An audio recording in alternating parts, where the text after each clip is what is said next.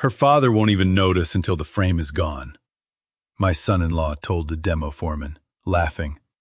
I was standing close enough to hear every word. Close enough to remember cutting that very frame for my daughter with my own 2 hands 4 years earlier. He genuinely believed an old man who'd built houses his whole life wouldn't recognize his own work being torn apart, or wouldn't care enough to stop it. He had no idea how many people in that county still answered when I called. But let me start from the beginning. I'm really glad you're here with me today. Before we begin, drop a quick comment below. What are you doing while you listen? Are you working, driving, cooking dinner, or just winding down? I read every single one. Quick note, some details in this story have been adjusted for storytelling purposes, but the lesson it carries is what truly matters. I saw the orange dumpster first. 30 cubic yards of it dropped crooked across the gravel turnaround I graded myself 5 summers back. The Tuesday morning drive had been routine coffee in the cup holder. Windows cracked to early June air. Radio off. I'd built this access road in 1994, when the property was just 14 acres of ridgetop forest nobody wanted. The road curved through pine and oak like it had always been there.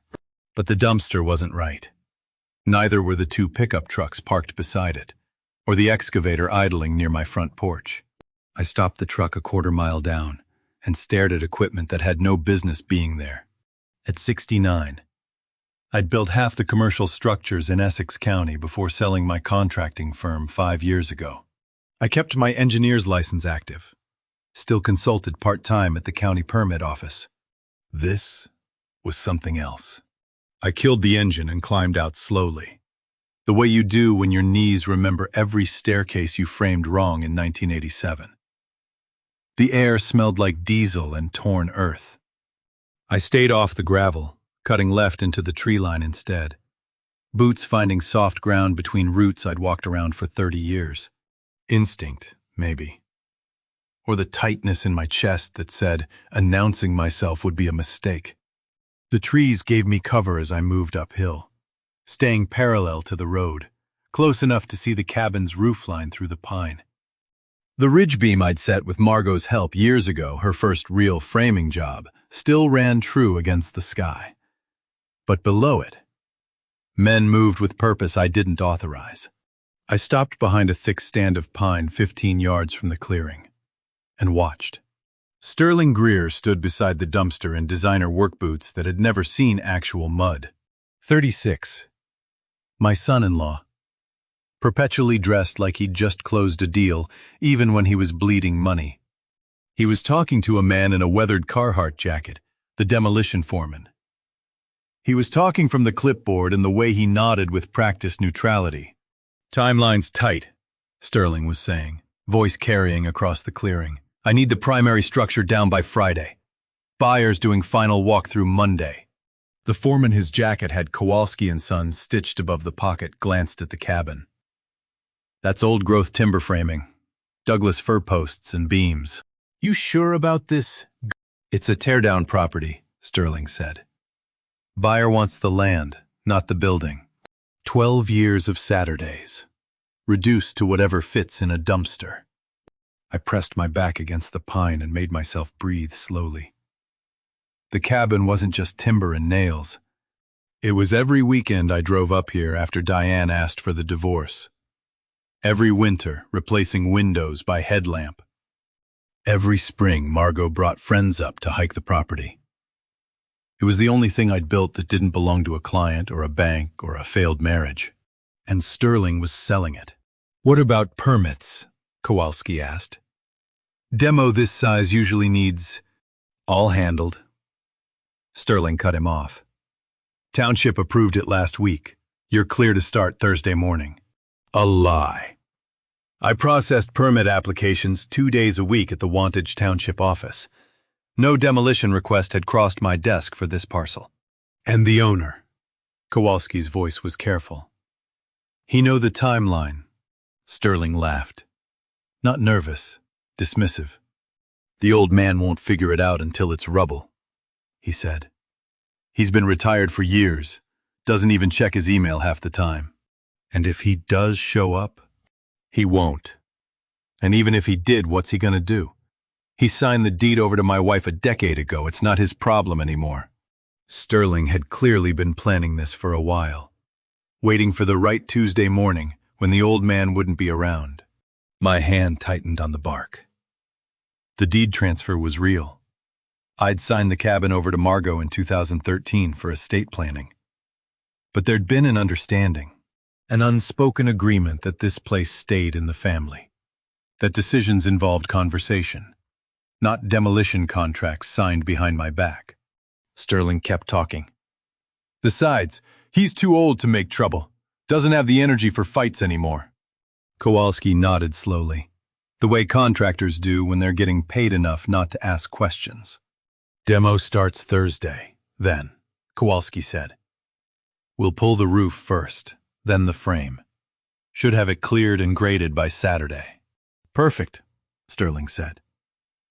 Buyer's offering $485,000 for the land. I need this clean. $485,000. For 14 acres and a cabin that wasn't supposed to be his to sell. I watched Sterling gesture at the ridgeline, at the beam Margot and I had set together, his hand moving like he was erasing something inconvenient. He pulled out his phone, checked something, laughed. My father-in-law built this place with his bare hands, Sterling said, still looking at his phone. Margot gets all sentimental about it, but sentiment doesn't pay bills. Not his problem anymore. The words landed like a hammer on a fractured bone. Kowalski said something I didn't catch. Sterling nodded, clapped him on the shoulder, and walked toward one of the trucks. The foreman stayed behind, studying the cabin with the expression of a man calculating how many hours it takes to dismantle someone else's life. I stood motionless. One hand braced against rough pine bark, watching Sterling gesture confidently at the ridgeline. My phone was in my jacket pocket. Vernon Hewitt's direct line was in my contacts. Vernon, who ran the county engineering office and had worked with me for 20 years. But first, I needed to hear the rest of this conversation. Sterling climbed into his truck. The engine started. He pulled out slowly, gravel crunching under expensive tires. Kowalski stayed behind, clipboard in hand, walking the perimeter of the cabin like he was measuring a grave. Kowalski walked the cabin's perimeter, making notes on his clipboard. Sterling pulled a folded document from his jacket and tapped it against the dumpster's metal edge, the sound sharp enough to carry through the early June air. Timeline's the critical piece, Sterling said, unfolding what looked like a contract. Townsend closes Friday at 2 o'clock. That gives us 4 days to get this down to dirt. Can you just... Kowalski glanced at the cabin, then back at Sterling. If we start today, yeah, frame, foundation, the whole thing. But I need that permit signed off by county before we touch load bearing. Already handled, Sterling said. My wife owns the deed. Permits filed, approved, good to go. You just need to swing hammers. Kowalski nodded slowly. And this Townsend, he's paying what? $485,000 for the land, Sterling said. But only if the lot's clean. No structure, no foundation remnants. He's got architects lined up. Wants to break ground on his own build the following week. So we haul everything, Kowalski said. Even the pier blocks. Everything. Sterling confirmed. I need this property bare dirt by Friday morning. $485,000 for 14 acres and the destruction of 12 years of Saturdays. I stayed frozen behind the pine, processing numbers that didn't make sense. The property was worth that much, maybe more with the right buyer. But Sterling was talking like he needed the money yesterday. Not wanted, needed. We'll start Thursday morning then, Kowalski said. Crew of 6, 2 days of demo, 1 day of haul away and grading. I'll have my guy bring the excavator Wednesday night to stage. Perfect, Sterling said. He folded the contract and slid it back into his jacket. Just remember, discretion matters here. My father-in-law's sentimental about this place. I'd rather not deal with him showing up and making a scene. How sentimental are we talking? Kowalski asked. He built it himself, Sterling said. Spent every weekend for 2 years framing it, running electric, the whole 9 yards. He thinks it's some kind of legacy. Kowalski's expression shifted slightly. The look of a man who just realized he was tearing down someone's life's work. But it's just a building, Sterling added quickly. And it's legally my wife's property. We're not doing anything wrong. The way he said it defensive, too quick, told me he knew exactly how wrong it was. Kowalski checked his watch. I need to get back to the yard.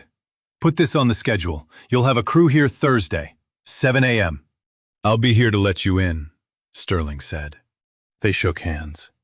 Kowalski climbed into his truck, a white F-250 with the demo company logo on the door, and pulled out onto the access road, gravel popping under his tires. Sterling stood alone for a moment, looking at the cabin. Then he pulled out his phone, typed something, and walked to his own truck. I waited until both engines faded down the mountain before I moved. My knees protested the crouch I'd been holding. I straightened slowly. One hand braced against the pine, and made my way back through the trees to where I'd left my truck. The walk took 5 minutes. My mind ran through what I'd heard, cataloging facts the way I used to catalog structural defects on job sites. Friday closing, $485,000. Demolition starting Thursday, Margot's name on the deed, and Sterling calling me too old to matter. I reached the truck and climbed in. The cab still smelled like morning coffee. I sat for a moment, hands on the steering wheel, staring at nothing. Then I pulled out my phone and dialed Vernon Hewitt's direct line. He picked up on the second ring. Wantage Building Department. Vernon speaking. Vernon, it's Leland, I said. My voice came out steadier than I expected. I need you to pull a file for me. Demolition permit for a cabin on Old Mine Road, Wantage, 14-acre parcel. A pause. Vernon Hewitt, 51 and precise about building codes. Owed his entire career to the man who'd trained him as a 22-year-old apprentice and recommended him for the county job. He knew my voice well enough to hear what I wasn't saying. Old Mine Road, he repeated carefully. Wait, isn't that your place? The one you built? Just tell me if there's a permit on file, I said. And who filed it? I heard the sound of a keyboard. Mouse clicks. A long pause. Yeah, Vernon said finally. Filed last Wednesday. Approved Thursday. Demolition of single-family timber frame structure, full site clearing, engineer sign-off. Waived because it's under 5,000 square feet and not in a flood zone. Who filed it? Another pause. Longer this time. Owner's signature is Margot Greer, Vernon said.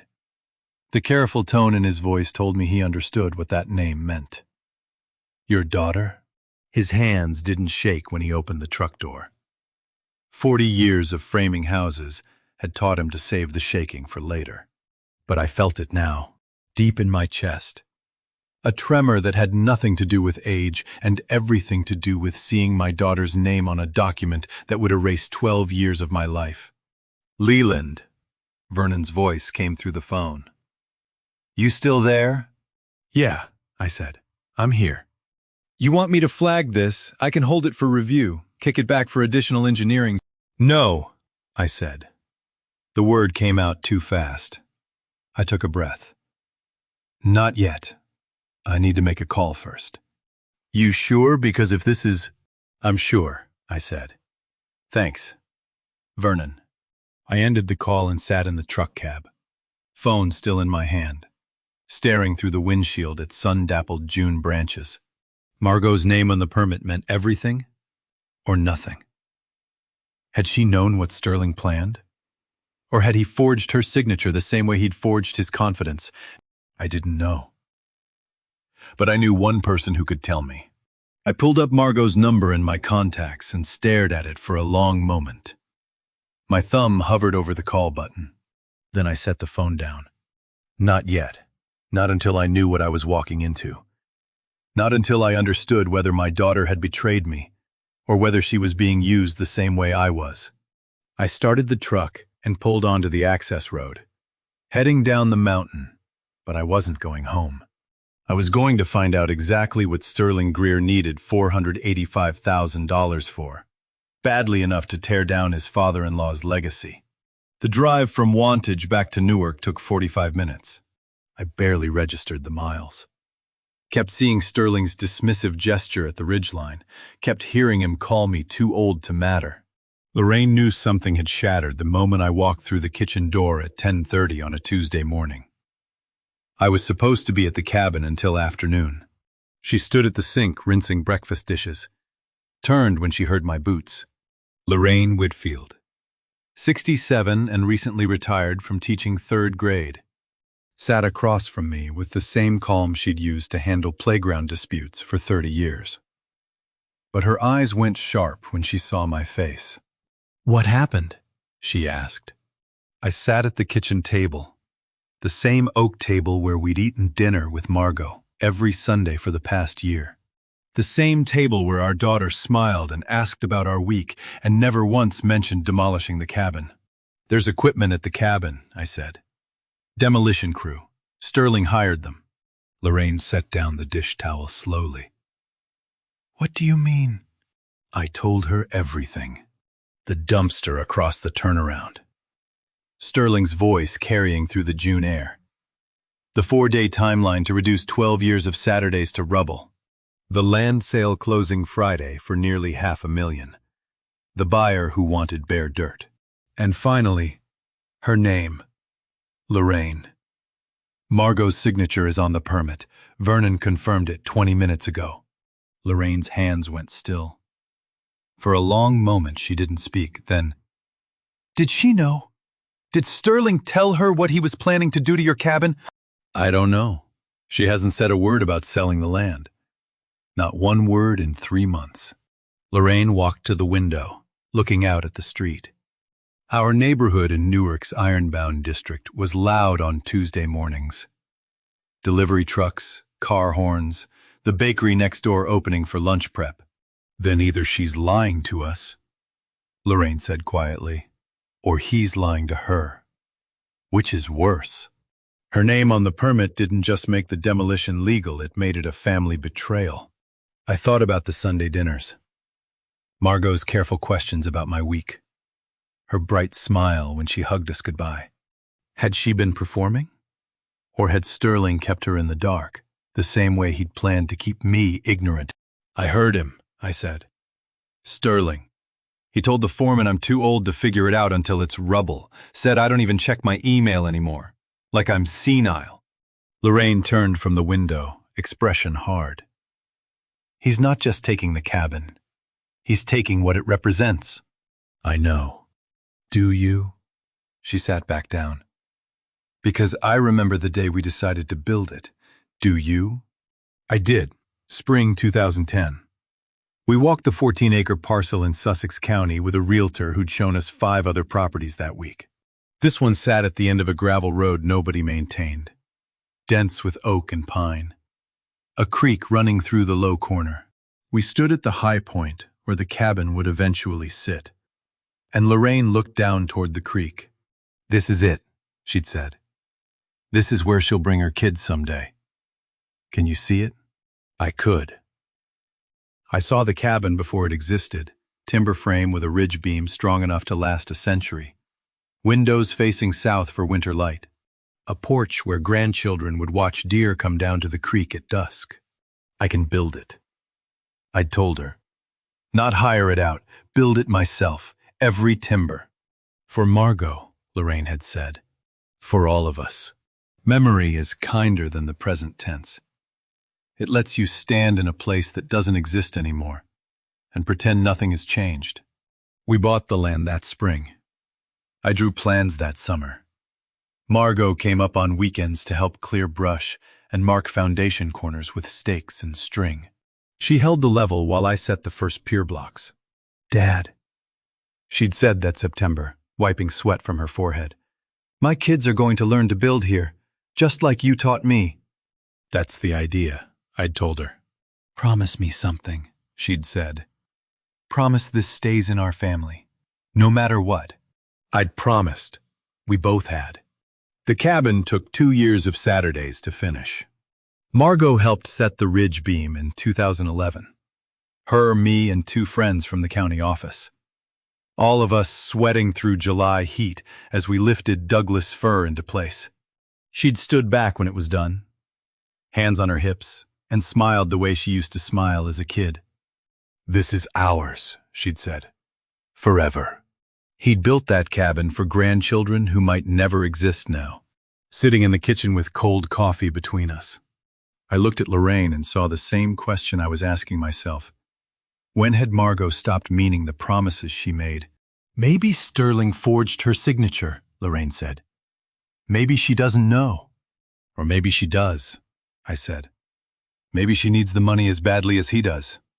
Lorraine reached across the table and took my hand. Her fingers were warm despite the air conditioning humming behind us. "I wish we could go back," I said, "to that spring afternoon in 2010. Stay there, before deeds and permits and demolition crews." "But we can't," Lorraine said. "No, we can't undo 12 years of Saturdays with wishing. We can only decide what to protect and what to let burn." Lorraine squeezed my hand once, then let go. "So what are you going to protect?" I stood, walked to the drawer where we kept old files, and pulled out the folder labeled Vantage Property Engineering.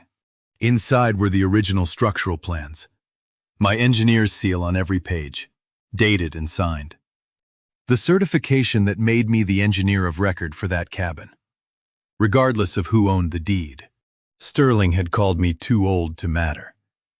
He was about to learn exactly how much an old man's signature could matter when it stood between him and $500,000. I spread the engineering files across the kitchen table, but my eyes wouldn't focus on the certification stamps. Instead, the memory arrived unbidden. Margot at 22, standing on a ladder in cut-off shorts and a Rutgers t-shirt, sweat dripping off her chin, holding a come-along strap like she'd been born to it. Summer 2011. July. 93 degrees at noon. The cabin just a skeleton of uprights and crossbeams. I'd been working alone that Saturday, trying to figure out how to position the ridge beam without hiring a crane crew. 42 feet of Douglas fir. 1,100 pounds of timber that cost me 3 months of consulting fees. Margot's truck pulled up the gravel road just after lunch. She climbed out wearing work gloves, carrying a thermos of ice water. "Dad, I'm not asking," she'd said. "I'm helping. You can't lift that beam solo and you know it."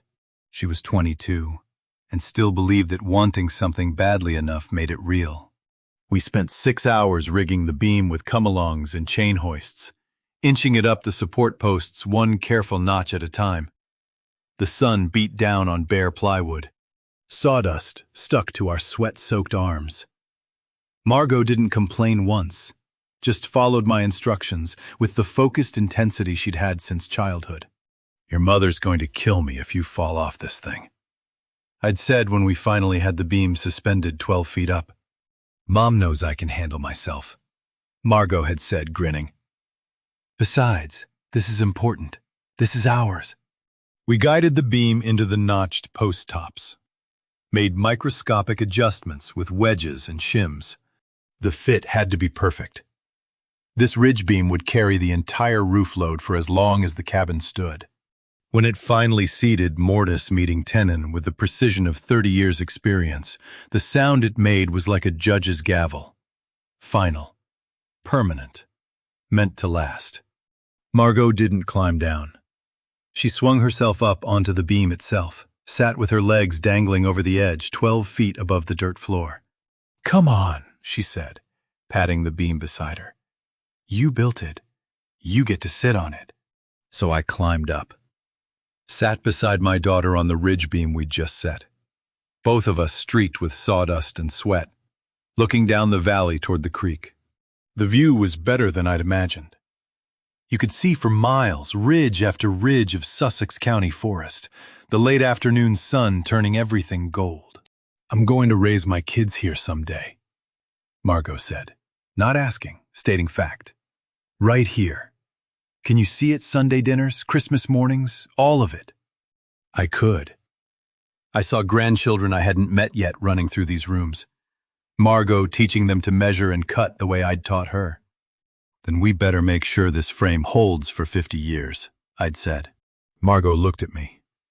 Serious. Make it 100. 100, I agreed. She held out her hand, and we shook on it. Sitting on that beam with our legs dangling and the whole future ahead of us like the valley stretched out below. Promise me something else, she'd said. Promise this place stays exactly what it's supposed to be. Not an investment, not something to sell when things get tight. A place for family. For always. I promise, I'd said. Say it like you mean it, she'd insisted. I promise this place is for family, I'd said. For your family. For always. She'd smiled then, the real smile, not the polite one. Good, because I'm going to need it someday when I have kids and they're driving me crazy. I'm going to bring them here and let them run wild in the woods, just like you let me. We sat on that beam until the sun dropped toward the tree line. Not talking much, just being present in the moment that felt like it would last forever. How do you demolish a promise like that?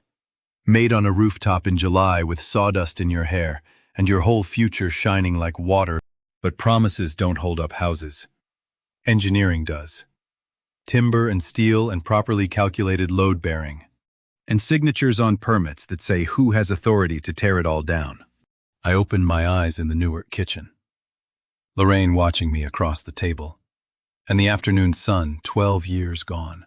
The engineering files were still spread in front of me. But all I could see was Margot at 22. Sitting on that beam with her legs dangling. Where did you go? Lorraine asked softly. July 2011, I said. The day we set the ridge beam.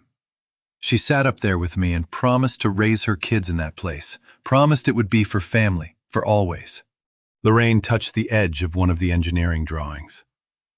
And now she's signed a permit to tear it down.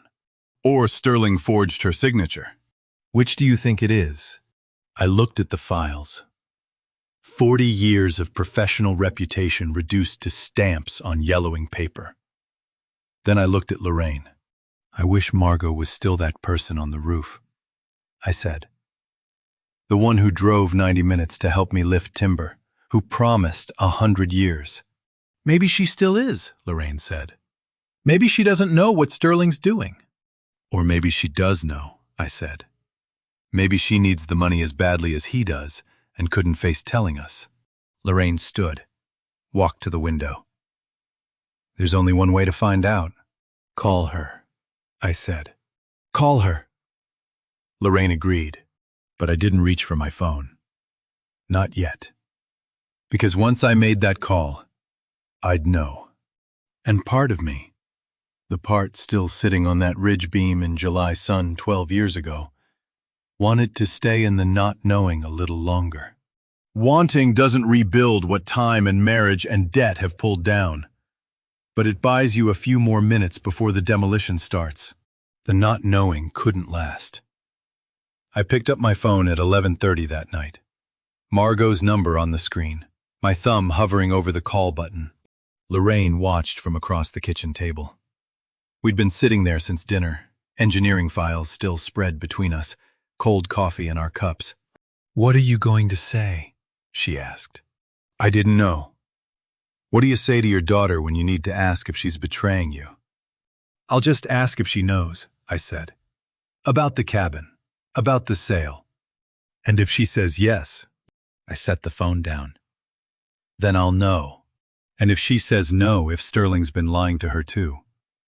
That was the question that kept me from pressing call. Because if Margot didn't know if her signature was forged or coerced, then calling her now might tip Sterling off. He'd cover his tracks better. What do you think I should do? I asked. Lorraine pushed my phone away gently. I think you should investigate before you confront. Figure out exactly what Sterling's done and how. Then decide. That could take days, I said. The demolition starts Thursday. Then you have 2 days to get answers, Lorraine said. But if you call Margot tonight and she warns Sterling, you might have nothing. She was right. I hated it. But she was right. I thought about Margot, 12 miles away in Ashford, in the apartment she shared with Sterling. Was she sitting at her own kitchen table wondering why her father hadn't called? Or was she lying awake beside a husband she didn't know was planning to demolish her childhood promises? She'd married a man who could lie about AC units without even blinking. I didn't know that for certain. But I knew he'd called me too old to matter. I knew he'd scheduled demolition without warning. And I knew men who disrespect you in private rarely limit their contempt to one target. What if he's lying to her about other things? I said. What if this loan, this sale, what if she has no idea their finances are that bad? Then she needs to know, Lorraine said. But she needs to know the truth. All of it, not just your suspicions. That means you need evidence. Evidence. Documentation. The same things I'd spent 40 years collecting on job sites when contractors cut corners. Tomorrow morning, I said. I'll go back to Vernon, pull the complete permit file, see exactly when Sterling filed it, what documentation he submitted, whether Margot's signature looks right. What else? I thought about it. Deed transfer records, the 2013 estate planning documents. See if there's anything that gives me leverage. And Sterling's business. Public records, I said. Business registration, liens, lawsuits. If he's desperate enough to sell the cabin in 4 days, there's a paper trail. 2 households, 12 miles apart. I imagined both of us sitting in the dark with the same question. How long has this been happening? But I was only guessing what Margot knew. I had no idea if she was asking questions tonight, or sleeping peacefully beside a man who'd calculated every step. I should call her, I said again, just to hear her voice. Lorraine shook her head. If Sterling's there, he'll hear the call. If you're right that she doesn't know, he'll figure out you're onto him. And if I'm wrong, if she does know, then calling won't change anything, Lorraine said. Except it'll warn them you're suspicious. I pushed back from the table, walked to the window. Our street was quiet, a few parked cars, yellow porch lights. The bakery next door dark. Normal. While 12 miles away, my daughter might be discovering her husband's lies, or might be complicit in them. I hate this, I said. I know. I hate not calling, not knowing. I hate that my own daughter might be lying to me. Or she might not be, Lorraine said. That's why you investigate first. I turned from the window. Lorraine watched me with the steady calm she'd used to manage 30 years of third graders, the look that said, panic doesn't solve problems, patience does. If he's calculated this carefully, I said slowly, then I need to be just as careful, more careful. Yes, Lorraine said. No confrontation until I have the full picture. Yes. No tipping my hand. Exactly. Patience wasn't surrender. It was carpentry measured twice, cut once. I sat back down and pulled the engineering files toward me. Started making notes on the back of an envelope Vernon's office first thing tomorrow. Full permit file. Timeline. Deed records. Business registration. Property liens. What are you doing? Lorraine asked. Making a list, I said. If Sterling planned this like a chess game, then tomorrow I start moving my own pieces. Lorraine stood, kissed the top of my head. Don't stay up too late. I won't. But I did. I sat at that kitchen table until past 1 in the morning, writing out every angle I needed to check, every document I needed to see, every question that needed answering. Sterling had called me too old to matter. He'd assumed I wouldn't notice, wouldn't care, wouldn't fight back. He was about to learn that old men who spent 40 years building things tend to be very good at taking them apart when necessary, and very patient about choosing exactly when and where to start the demolition. By the time I finally went to bed, The envelope was covered in notes, and my plan was clear. Tomorrow morning, Vernon's office. By tomorrow night, I'd know everything Sterling thought he'd hidden. And by Thursday morning, 24 hours before his demolition was scheduled to start, I'd be ready. Sterling wouldn't see me coming until it was already checkmate. The Sussex County Administration Building smelled like every municipal office I'd ever walked into, floor wax, old coffee, and 40 years of paperwork slowly turning yellow under fluorescent lights. 8:30 Wednesday morning, exactly as Vernon and I had agreed on the phone at 6 a.m. I found him waiting in a small file room off the main permit office.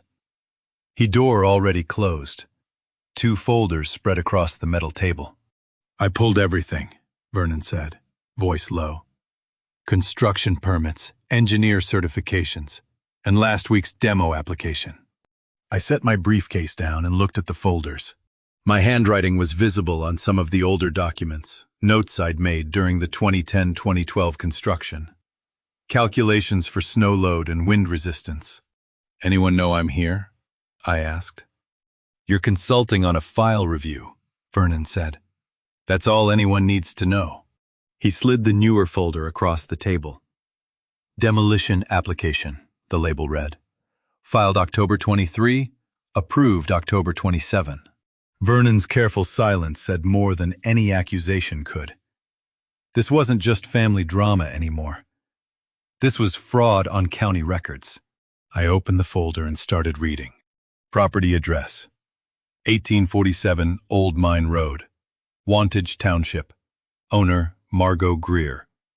That much was correct, her name. Her signature at the bottom of the application. I studied it. The handwriting looked right. The loops on the M, the way she crossed her G. Either it was genuine or Sterling had practiced. But everything else was wrong. Structure type: storage shed. Non-habitable. Year built, approximately 2010. Exact date unknown. Construction method: conventional wood frame, non-engineered. Foundation type: gravel pad, no permanent foundation. Structural engineer of record: none. I read each line twice, then looked up at Vernon. You see anything off when this came through? I asked. Vernon shook his head. I didn't process it. Wednesday's my admin day.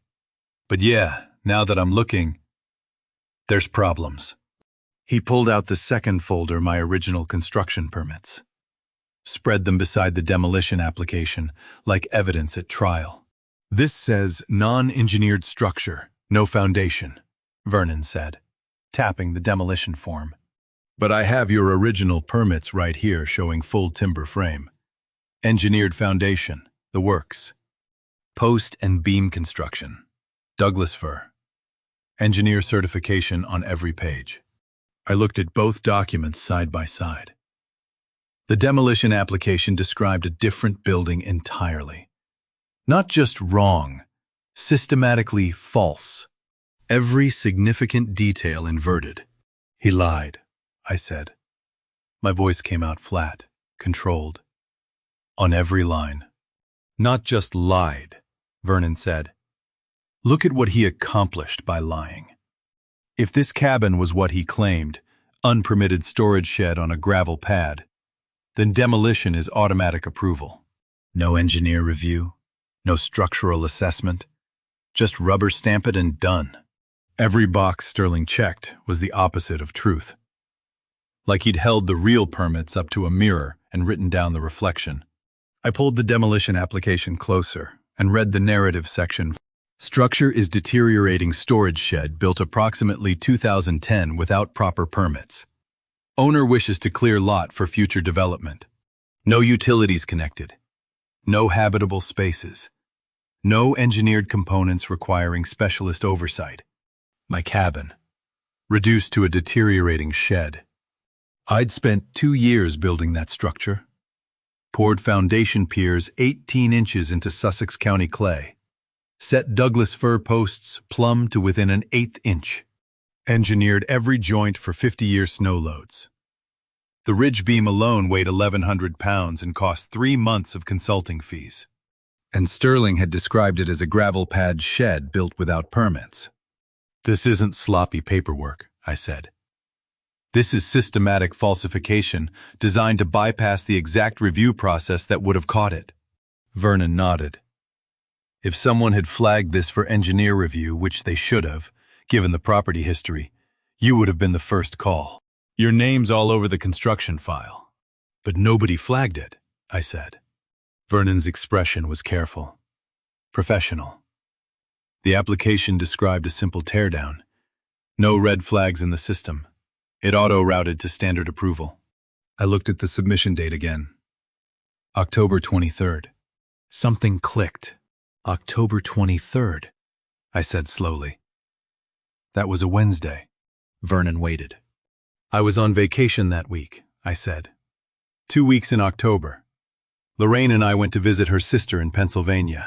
I put it on the consulting calendar months in advance. Vernon pulled up something on his laptop, typed a few keystrokes. "Your consulting hours show a 2-week gap, October 17th through October 31st. No office time logged." Nobody accidentally submits a permit application during the exact 2 weeks the one person who'd catch your lies is out of the office. I stood up, walked to the small window. The parking lot outside was filling with county employees arriving for work. Normal people doing normal jobs. None of them discovering their son-in-law had committed fraud with the precision of a bank heist. "He knew," I said. "He timed it for when I wouldn't be here to see it come through." Vernon didn't argue. "Your consulting schedule isn't secret. Anyone could look it up, but most people wouldn't think to." Sterling did. "Yeah," Vernon said quietly. "He did." I turned from the window. "That's not sloppy. That's deliberate." "That's deliberate," Vernon agreed. I sat back down and stared at the October 23rd date stamp until the numbers blurred. Sterling hadn't made a desperate mistake or filed sloppy paperwork under pressure. He'd studied my consulting schedule, waited for the perfect window, and executed fraud with the precision of someone who'd done his homework, which meant Sterling knew exactly who I was professionally and had decided he could outsmart me anyway. He'd researched my vacation schedule. He'd falsified structural classifications. He'd routed the application through the system during the narrow window when I'd be unavailable to catch it. And he'd done it all while calling me too old to matter, too irrelevant to pose a threat. "Can you reverse the approval?" I asked Vernon. "On what grounds?" "Material misrepresentation," I said. "Every structural claim in that application contradicts the original permitted construction." Vernon nodded slowly. "I'd need to kick it to the county attorney. Fraud on permit applications is serious. But yeah, if you're willing to go on record that these claims are false." "I'm willing," I said. Vernon made a note.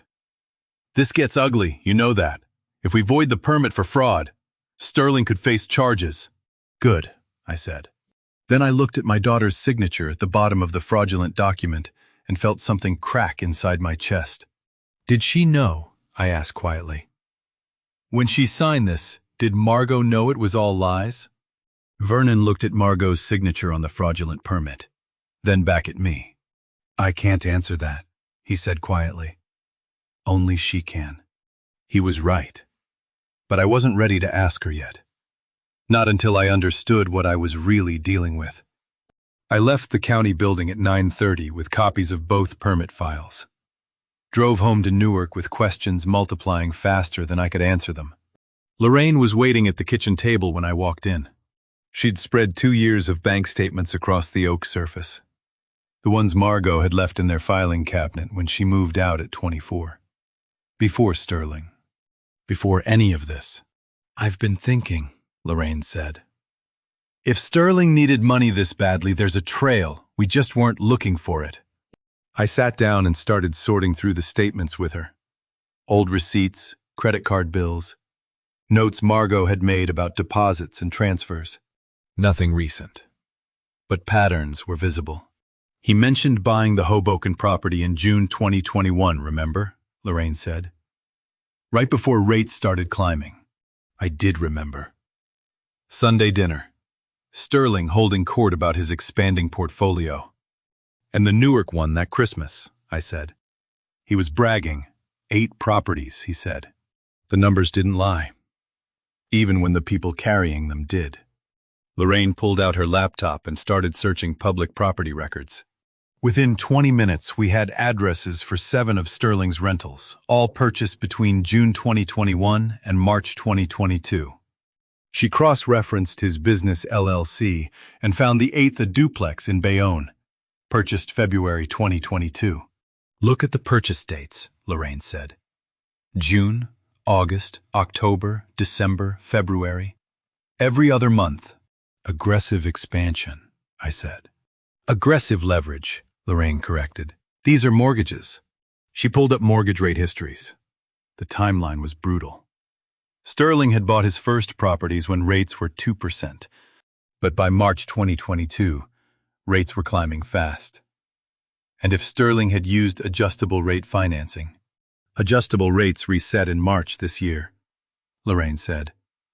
If he's carrying 60% loan to value across 8 properties, I did the math.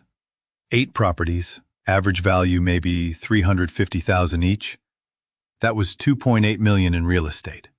At 60% financing, $1.7 million in mortgages. When rates doubled from 2% to 4%, then climbed to 6%, he's bleeding $5,000 a month, I said. For a year and a half. That's $90,000 just to tread water. And somehow he'd bled $90,000 without ever telling his wife's parents, the ones quietly keeping him afloat. Lorraine sat back. So the cabin sale isn't about getting rich. It's about not drowning in front of us. $500,000 would plug the hole, I said. Cover the losses, restructure the debt. But why not just ask us for help? Lorraine asked. I thought about Sterling's voice that Tuesday morning, dismissing me as too old to matter. I thought about him timing the permit application to my vacation schedule. Pride, I said. He'd rather destroy 12 years of my work than admit he failed. Lorraine's expression hardened. That's not pride. That's cowardice. Maybe both. Maybe they were the same thing when you were desperate enough. I pulled out my phone and started reconstructing Sterling's financial situation from memory. Every Sunday dinner comment. Every casual mention of expansion plans. Last Christmas, Sterling bragging about projected rental income. March Margot mentioning refinancing. June Sterling canceling a vacation because of property management issues. August Margot asking if we knew any good accountants. Then changing the subject. The signs had been there. We just hadn't been looking. He's been covering this for 18 months, I said. Pretending everything was fine while the mortgages ate him alive. And Margot? Lorraine asked. That was the question. Did she know had Sterling hidden this from her the same way he'd hidden the permit fraud? I didn't know. But I was starting to understand Sterling's calculation. A man drowning in debt. Bleeding $5,000 monthly. Watching his real estate empire turn from asset to anchor. He couldn't admit failure to his father-in-law. When it asked the old man, he'd dismissed as irrelevant for the $100,000 that might save him. So instead, he'd found another solution. Sell the cabin land, pocket enough to restructure the debt, and make sure the one person who might object never found out until too late. Sterling would demolish a cabin before he'd demolish his own ego. What are you thinking? Lorraine asked. I stacked the bank statements into a neat pile. I'm thinking Sterling isn't evil. He's terrified, and terror makes men dangerous in predictable ways. Meaning a man afraid of humiliation wouldn't stop at one lie, I said. The permit fraud, the cabin sale, those are the lies we found.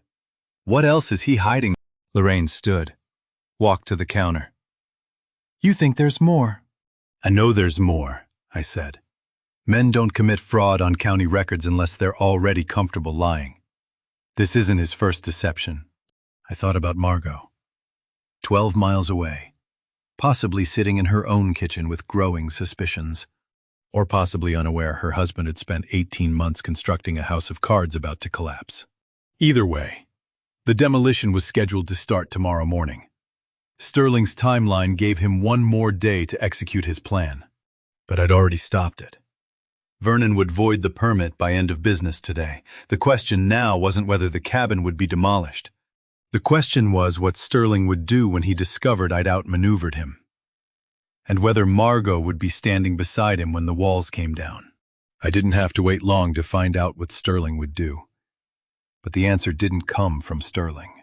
Wednesday evening, 8:15. My phone rang. Margot's name on the screen.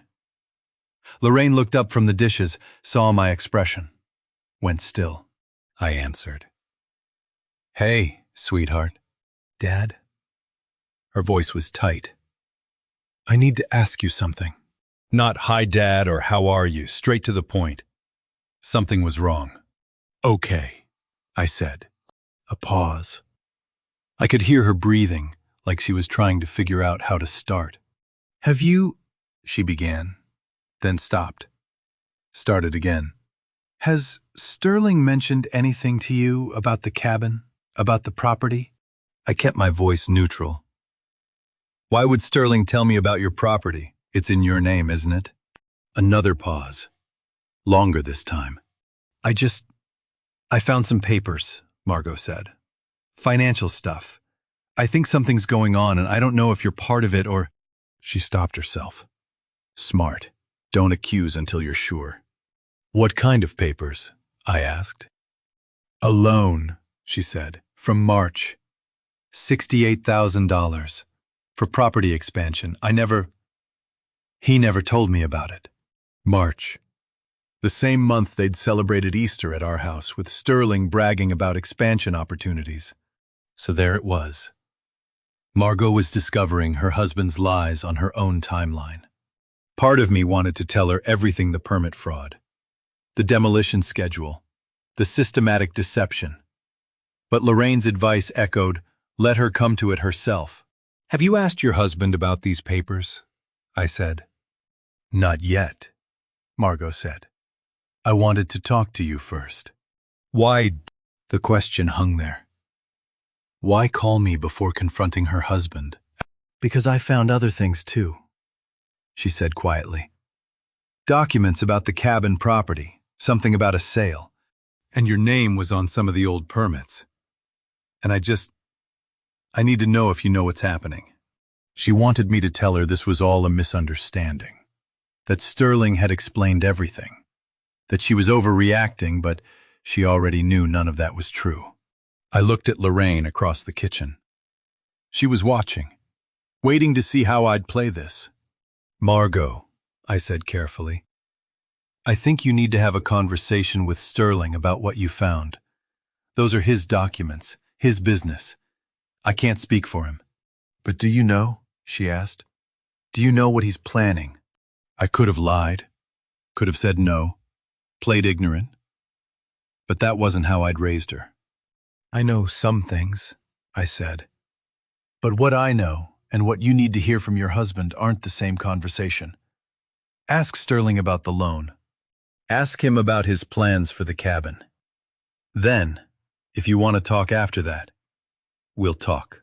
"Dad, please," she said, her voice cracked slightly. "Just tell me if I should be worried." That hurt. Hearing my daughter ask permission to trust her own instincts. "You're already worried," I said gently. "Or you wouldn't be calling me. You wouldn't be looking through his desk. Listen to that worry. Margot, it's trying to tell you something." Silence on the line. "Then he's going to be furious if he finds out I went through his files." "Then that tells you something too," I said. More silence. I could almost hear her thinking, processing. "The papers I found," she said finally. "The sale documents. They had my signature on them, but I don't remember signing anything about selling the cabin." When had my daughter's voice started sounding like she was holding cards she couldn't see? I gripped the phone tighter. So she'd seen her own signature authorizing demolition and didn't remember putting it there. "Do you think you signed them?" I asked. I don't know, she said. Maybe Sterling has me sign things sometimes for the business? Property stuff? I don't always read every page. There it was. The admission that broke my heart. My daughter had been signing documents without reading them because her husband asked. Margot, I said, keeping my voice steady. When you talk to Sterling, you need to ask him specifically about that cabin property. About what he's planning to do with it. Don't let him redirect. Ask the direct question and listen to his answer. Okay, she said quietly. And Margot, whatever he tells you, trust yourself. You know what's true and what isn't. I love you, Dad. I love you too, sweetheart. The line went dead. I set the phone down. Lorraine came over, sat beside me. She found the loan, I said. The expansion loan, $68,000. March. She had no idea. Lorraine shook her head. What did you tell her to ask Sterling, I said. To confront him directly. You could have told her everything, Lorraine said. About the permit fraud, the demolition. No, I said. If I tell her, she'll always wonder if I was exaggerating, if I had an agenda. But if she discovers it herself, if Sterling lies to her face and she knows it's a lie, that's different. That's her truth, not mine. That's a risk, Lorraine said. Sterling might convince her you're the problem. Maybe, I said. But I don't think so. She called me first, not him. She's already choosing who to trust. I walked to the window, across the city, 12 miles away. My daughter was probably sitting in her Ashford apartment, holding loan documents and permit applications she didn't understand, trying to decide whether to believe her husband or her instincts. And somewhere else, maybe at a bar, maybe still with the demolition crew, Sterling was probably planning tomorrow's work. Confident his father-in-law was too old to matter, and his wife was too trusting to look. Both of them were wrong. The question was which one would figure it out first. I didn't sleep much that night. Kept thinking about Margot sitting across town with loan documents spread on her table, trying to decide whether to believe her eyes or her husband. But by Thursday morning, I'd stopped waiting for answers. Time to create my own. I drew 2 columns on a legal pad at the kitchen table, what Sterling knew we had, and what Sterling didn't know we had. Started filling in the second column first. Lorraine sat down across from me with coffee. Making a battle plan, making sure I understand the battlefield, I said. She read over my shoulder. Engineer certification. Vernon's backing. County enforcement. He can't touch the load-bearing frame without my engineer release, I said. Vernon will make sure county enforces that. The permit fraud gave me more leverage, not less, legal grounds to void the whole approval. Lorraine nodded. That stops the demolition, but it doesn't stop him from trying again. Which brings us to the money, I said. She knew what I meant. The engineer's signature Sterling tried to dodge was the only signature that mattered.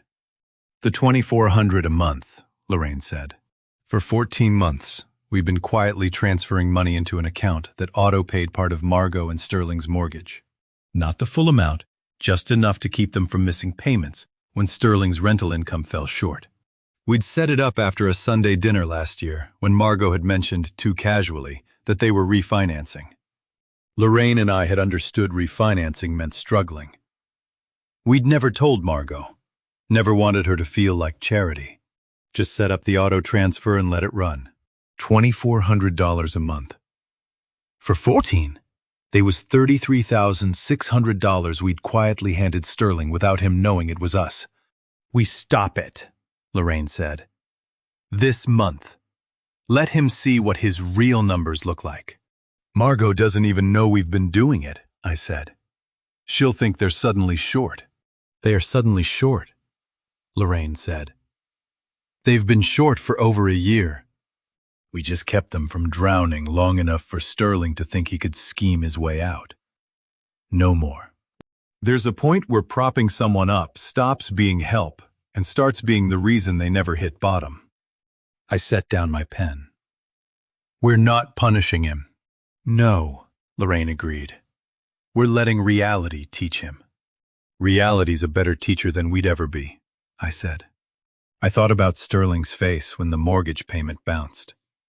When he couldn't figure out why the account was suddenly short. When he had to explain to Margot that the rental income wasn't covering costs anymore. When do we tell Margot? I asked. Lorraine considered. After, not before. If we tell her now, she'll feel obligated to warn Sterling. Better to let it happen. Let Sterling scramble to explain. Then we tell her. And if she's angry we didn't tell her sooner, then she's angry, Lorraine said. But she'll understand we were trying to help without making her feel helpless. I added to the second column, monthly support withdrawal, $2,400, effective immediately. How do we do this? I asked. Do we call Go up there? Lorraine shook her head. We do it quietly. You call Vernon today. Make the engineer hold official. I cancel the auto transfer. We don't call Sterling. Don't call Margot. Don't announce anything. Just pull the supports and let him fall, I said. Just stop propping him up and let gravity work, Lorraine corrected. There's a difference. She was right. We weren't sabotaging Sterling. We were stopping our active rescue of a man who'd been lying to everyone. He won't know what hit him, I said. Friday morning, the demolition crew shows up, and Vernon tells them the permit's on hold. Same day. The mortgage auto-pay fails, and Sterling has to cover it himself. And Margot will be watching, Lorraine said. Watching how he handles it, what he tells her, whether he comes clean or digs deeper. Sometimes the kindest thing you can do is step back and let gravity work. I looked at the legal pad. 2 columns. But the second one was what mattered. Sterling had planned his demolition like a chess game. But he'd missed 2 crucial things. I still held engineer authority over the cabin, and we'd been quietly funding his failure for 14 months. Now both facts were about to become very loud problems. No yelling, I said. No confrontation. No need, Lorraine said. Consequences teach better than lectures. When this hits, he's going to be desperate, I said. Men do dangerous things when they're cornered. Let him, Lorraine said. As long as he can't touch that cabin and can't touch Margot, let him thrash. I folded the legal pad and slid it into the kitchen drawer where we kept documents that mattered. Tomorrow? No. Today, I'd call Vernon and make the engineer hold official. Today, Lorraine would cancel the auto transfer. We wouldn't call Sterling. Wouldn't call Margot. Wouldn't announce a thing. Just 2 quiet moves that would shift the entire board. Sterling wouldn't know what hit him until Friday when the crew tried to cut timber and the money didn't appear where he expected it. By then, it would be too late to scheme his way out. He'd have to face what he'd built a house of cards on a foundation of lies. And we'd just pulled the cards labeled engineer approval and secret financial rescue out from under him. The rest would collapse on its own. Lorraine stood, kissed the top of my head. Call Vernon. I'll handle the bank. I picked up my phone. Vernon answered on the second ring. We need to make this official, I said. Vernon called me back Thursday afternoon, 2 hours after I'd asked him to make the engineer hold official. We've got a problem, he said. No preamble. I was in the truck heading back from the hardware store. I pulled over. What kind of problem? I flagged the permit for engineering review, like we discussed, Vernon said. But the timeline's already moving. Sterling's crew started work this morning. Non-structural demo porch railings. Trim. Prep work. They're staging for the big cuts. My hands tightened on the steering wheel. This morning I thought demo was scheduled for next week. Was, Vernon said. Sterling accelerated. I checked with the crew foreman, Dale Kowalski. He says Sterling's pushing hard for a same-day teardown. Townsend's sale closes at 2 p.m. today, and Sterling wants the lot cleared. Today, Friday. Sterling was trying to beat my engineer hold by destroying the cabin before the paperwork could catch up. Can you stop them? I asked. I sent the hold notification an hour ago, Vernon said, but county enforcement doesn't work on a switch. The foreman has to receive official notice, verify it, stand down his crew. That takes time. And if they're already on site, 12 years of handwork. Dismantled in 12 hours for a sale that closed at 2 p.m. Vernon, how much time do I have? That's why I'm calling, he said. His voice went lower, more careful. An engineer's objection. I can flag it. But you're the engineer of record. You need to file the formal hold in person. 48 hours from now is Sunday, I said. Monday morning, Vernon corrected. County office is closed Sunday. If you're going to use your engineer authority to stop this, you need to walk into my office Monday at 8 a.m. with documentation. After they cut those timbers, there's no cabin left to save. I sat in the truck cab, watching traffic pass on Route 21. Normal people doing normal Friday errands. None of them racing a 48-hour clock to save something that mattered. I'll be there Monday at 8, I said. Bring your original construction permits, Vernon said. Your engineer's certifications, the structural calculations, anything that proves you're the authority on that building. We're going to need to make this bulletproof. I've got everything, I said. Thanks, Vernon. Leland, he paused. Sterling's going to fight this. When the hold hits, when he realizes you blocked him, let him fight, I said. I've got the law and the engineering. He's got fraud and desperation. I hung up and sat there for a long moment. Then I drove home. Lorraine was at the kitchen table when I walked in.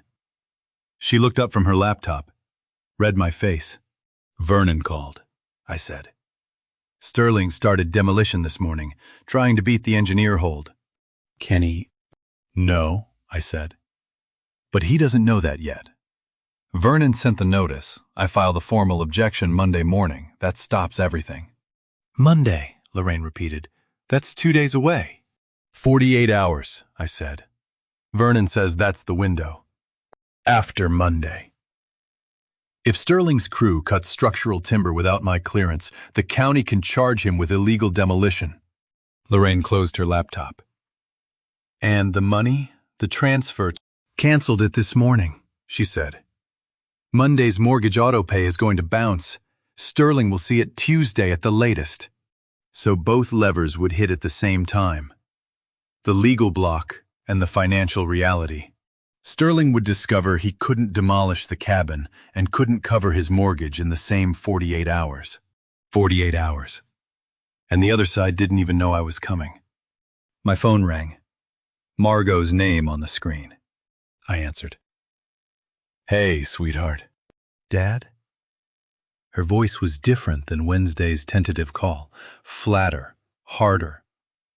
I need to come over. Tonight. Is that okay? Of course, I said. What's wrong? I'll tell you when I get there, she said. Don't call Sterling. Don't tell him I'm coming to you. Please. I won't, I said. She hung up. Lorraine was watching me. Margot, she's coming over tonight, I said. Something happened. She sounded like she figured it out, Lorraine finished. I nodded. Margot had confronted Sterling, asked about the loan, about the cabin, about all of it.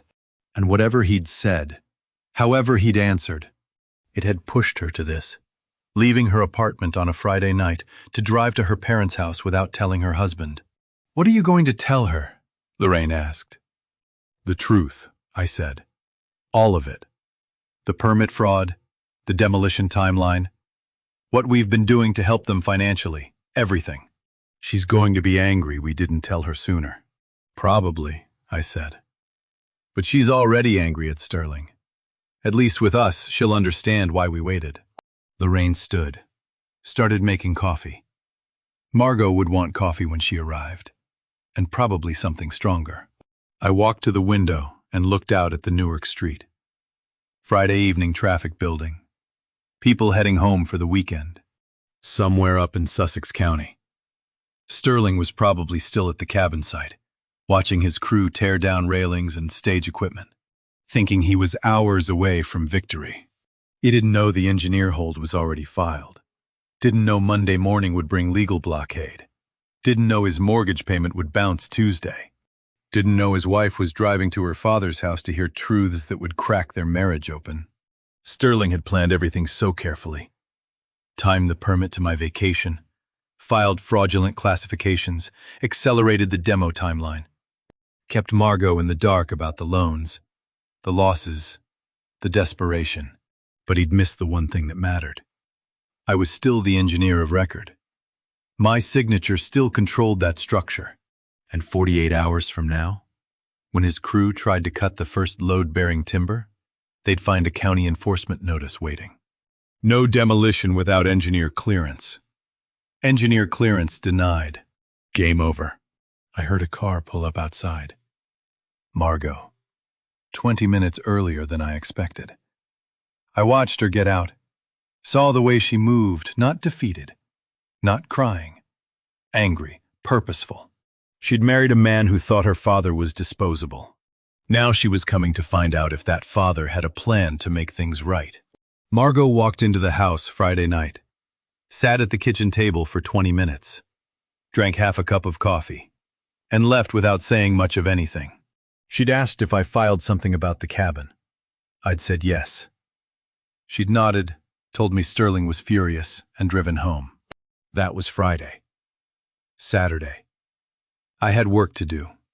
I spread 3 decades of paperwork across the dining table Saturday afternoon, engineer of record certification from the original cabin build, construction permits from 1994 inspection records, structural calculations, everything that proved my authority over that building. The permits were yellowed, edges brittle. My handwriting from 30 years ago looked younger somehow. Confident loops on load calculations. Precise notes about Douglas fir grain orientation. Soil compression tests for the foundation piers. Blue ink faded to gray but still legible. I photographed every document with my phone. Uploaded them to a cloud folder Vernon could access. Created a timeline of every renovation, every inspection, every certification renewal. Built a case the way I used to build houses. Foundation first, then frame, then details. As I photographed the last blueprint, a detailed drawing of the cabin's central post and beam junction, my phone buzzed. Not Vernon this time. Lorraine's name on the screen. She was at her sister's for the weekend. Had left that morning. I let it ring. She'd want to know if I was really doing this, if I was really prepared to fight our daughter's husband in public. The phone went silent.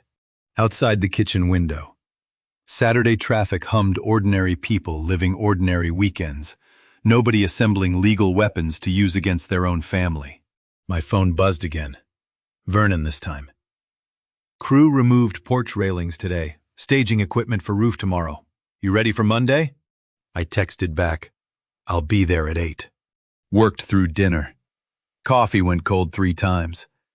By midnight I had everything organized, labeled, cross-referenced. An irrefutable case that I was the engineer of record, and no structural work could proceed without my signed release. Sunday morning, 9:15. The doorbell rang. Margot stood in the hallway, dressed for church but clearly not going. Dark circles under her eyes, hair pulled back hastily. She looked like she hadn't slept. "Can I come in?" she asked. I stepped aside. She walked past me into the living room, then stopped when she saw the dining table. The paperwork. Permits, photos, certification documents arranged in careful chronological order. "What is all that?" she asked. I didn't answer immediately. The question hung in the air between them. The difference between what she thought this was about and what it was actually about. Visible in 30 years of paper spread across oak veneer. "Did you file something to block the sale?" Margot asked, voice flat. "I filed an engineer's objection," I said. The demolition permit Sterling obtained was fraudulent. He claimed the cabin was an unpermitted storage shed. It's not. It's an engineered timber structure, and I'm the engineer of record. Margot's hand went to her forehead. He rubbed her temple. Sterling got a call Friday night from Townsend's attorney. They said there's an engineering concern delaying everything. There is, I said. Dad? She turned to face me. I know you love that cabin, but we need this. The loan payment is due in 3 weeks. If this sale falls through... She trailed off, not finishing the sentence. I looked at my daughter, 36 years old, standing in my living room defending a husband who'd lied to her about tens of thousands of dollars in debt.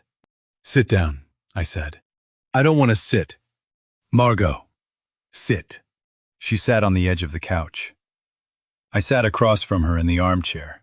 This isn't about the cabin, I said quietly. Margot's eyes went sharp. Then what is it about? It's about Sterling calling me too old to matter, I said. It's about him telling the demolition foreman that I wouldn't figure out what he was doing until it was too late. It's about him researching when I'd be on vacation so he could file a fraudulent permit application while I was out of the office. Margot went very still. I was at the cabin, I said. Tuesday morning, before any of this started. I saw the equipment, heard Sterling talking to the foreman. He said, "The old man won't figure it out until it's rubble. He's too old to matter anymore." Margot's face went through stages.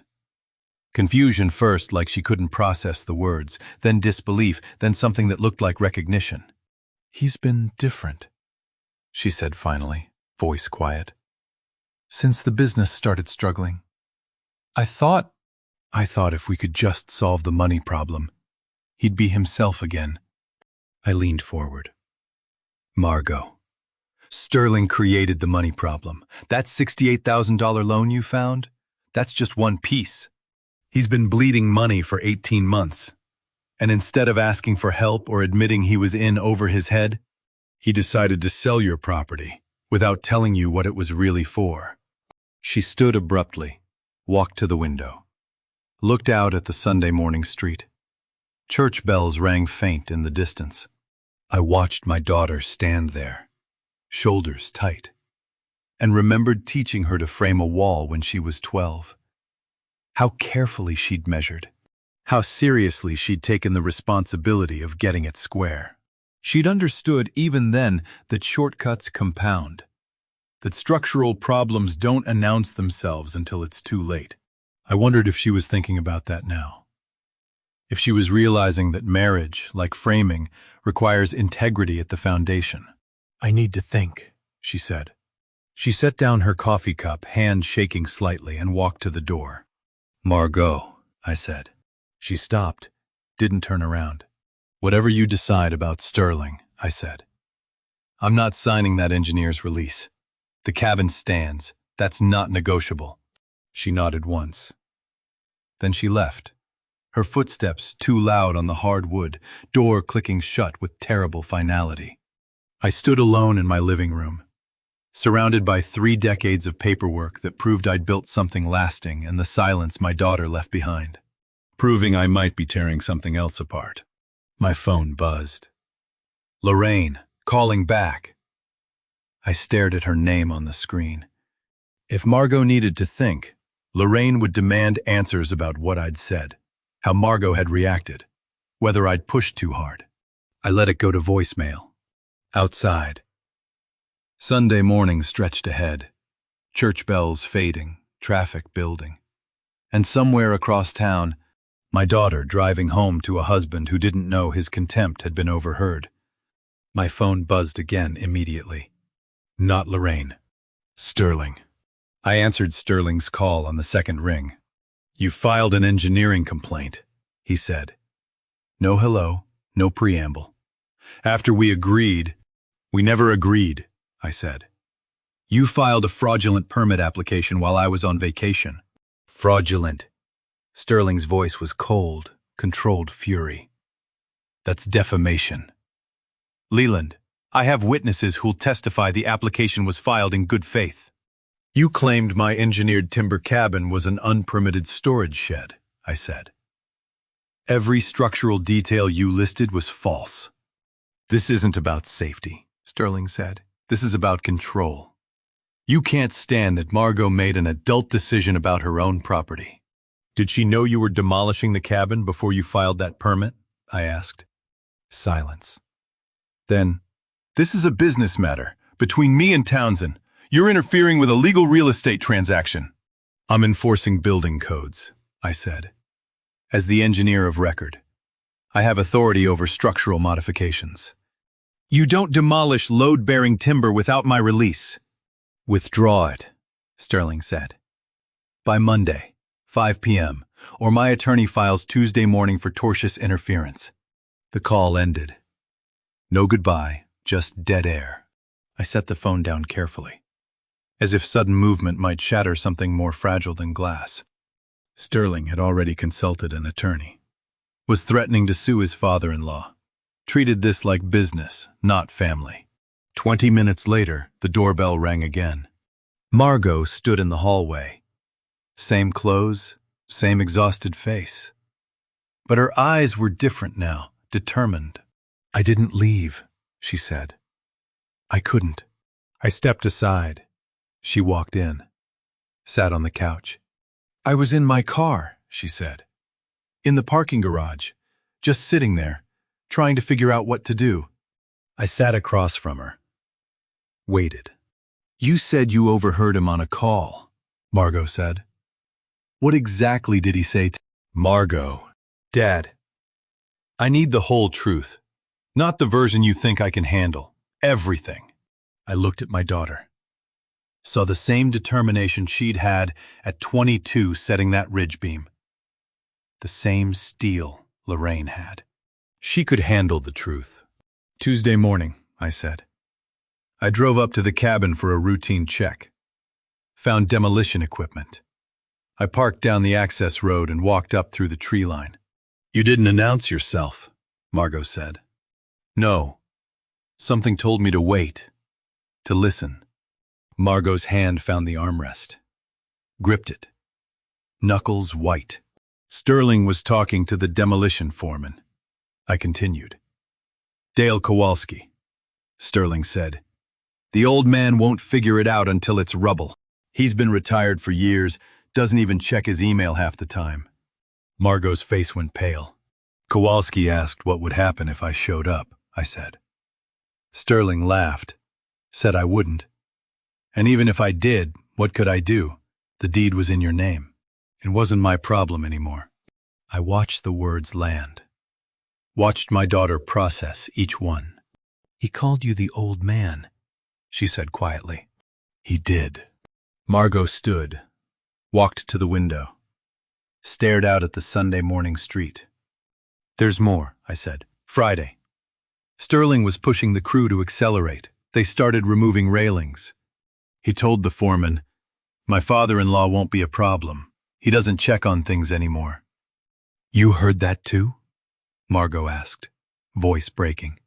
Vernon told me. He talked to Kowalski directly. Margot's shoulders shook once, then went rigid. Sterling said you'd never find out. I said gently, because you're his words too old to matter. When did her husband stop seeing her father as family and start seeing him as an obstacle to be managed and dismissed? I had no idea, Margot said. She turned from the window, tears on her face but voice steady. I knew about the money problems. I knew he was stressed. But I didn't know he... She couldn't finish. That he held you in contempt, I said. Margot wiped her face. He called 10 minutes ago.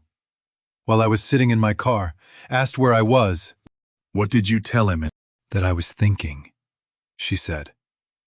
He got angry, said you were poisoning me against him, that this was about you controlling the family. He told me the same thing just now, I said. Said I was sabotaging the family, threatened to sue me for tortious interference. Margot's eyes went wide. He's suing you? He says his attorney will file Tuesday unless I withdraw the engineer's hold by Monday, 5 p.m. Margot sat down hard.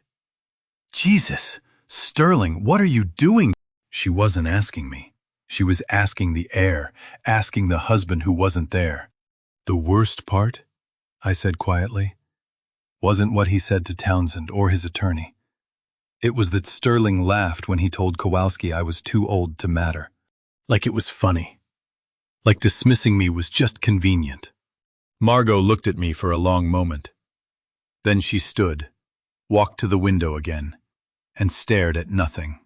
When she turned back, her face had changed. Tears gone, something harder in its place. "I need to hear the recording," she said quietly. I froze.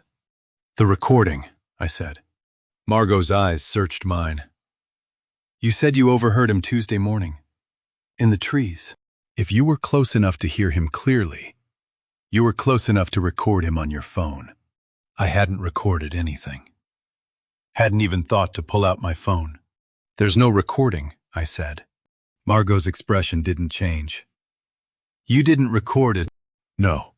I just listened. Then I left and called Vernon." She studied me for another moment, then nodded. "Okay." "Did you think I was lying?" I asked. "No," Margot said. "I thought if there was a recording, I could play it for Sterling, make him hear himself. But without it..." She trailed off. "Without it, it's your word against his," I said. "No," Margot said. "It's my choice who I believe." I watched Margot's expression shift, not anger, not tears, but something colder. Calculation. She stood from the porch chair and grabbed her purse. "Where are you going?" I asked. "To talk to Sterling." Her voice was level, almost mechanical. "If there's no recording, I'll know which of you is lying within 30 seconds of asking him." The twist caught me sideways. I'd expected her to demand more from me, to press for details I couldn't provide. Instead, she was done with me entirely. The validation would come from the source. "Margot." "Wait, Dad, you either told the truth or you didn't. I'm going to find out." She was down the driveway before I could stand. Lorraine came out as the taillights disappeared onto Ridgemont Avenue. "She's going to Ashford," I said. Lorraine sank into the chair Margot had vacated. "What did you tell her?" "The truth. That I overheard him say it myself, word for word. That there's no recording because I never thought to pull out my phone. And she's choosing who to believe by confronting him directly." We sat in silence. The June evening had cooled, but I barely felt it. Somewhere 12 miles northeast, my daughter was walking into her apartment to ask her husband a question that would reshape their marriage or confirm her father's dishonesty. "What if he denies it?" Lorraine asked. "Then I'm the liar who destroyed her trust." "But you're not lying." "I know that. She doesn't. Not yet." The waiting felt like those minutes before the building inspector's final walk through everything already built. Nothing left to adjust. Just the slow approach of judgment. Lorraine went inside to make tea. I stayed on the porch, phone in hand, waiting for it to ring. It didn't. 8 p.m. became 9. The streetlights blinked on. I ran through scenarios. Margot believing Sterling's denial. Margot finding evidence I hadn't seen. Margot caught between two versions, with no way to determine truth. At 9:47 p.m., my phone buzzed. Text from Margot. "Coming back. Need to talk." No context. No verdict. She arrived just after 10:30. When she walked up the porch steps, her face was blotchy from crying, but her jaw was set. "Tell me again exactly what Sterling said to the foreman," she said. I repeated it word for word, the dismissal of the engineer's hold, the laugh, the instruction to proceed anyway. Margot nodded slowly. "He admitted it." The relief nearly buckled my knees. "Not just that," she continued. "He admitted he's done it before. Multiple times. He said the engineer who wrote the hold is overly cautious and that he's been overruling safety recommendations for over a year because otherwise the project would never finish. Over a year. Not a one-time lapse. A pattern. Lorraine brought out 3 mugs of tea. Margot wrapped both hands around hers like she was trying to absorb its warmth. "He didn't deny laughing?" I asked. "He said it wasn't contemptuous, that he was just trying to keep morale up with the crew. Like it was a joke." She looked up at me. Dad, I'm sorry. I should have believed you. You did exactly what you should have done. You verified. I accused you of lying. You needed the truth. Now you have it. She stayed another 20 minutes, then drove home to her apartment in Ashford. After she left, Lorraine and I sat at the kitchen table with our notes, spread out the budget breakdowns, the timeline, the $400 in monthly support we'd been quietly providing for 14 months. Before we finalize this next move, I want to hear from you. What would you do if your son-in-law's recklessness threatened everything you built?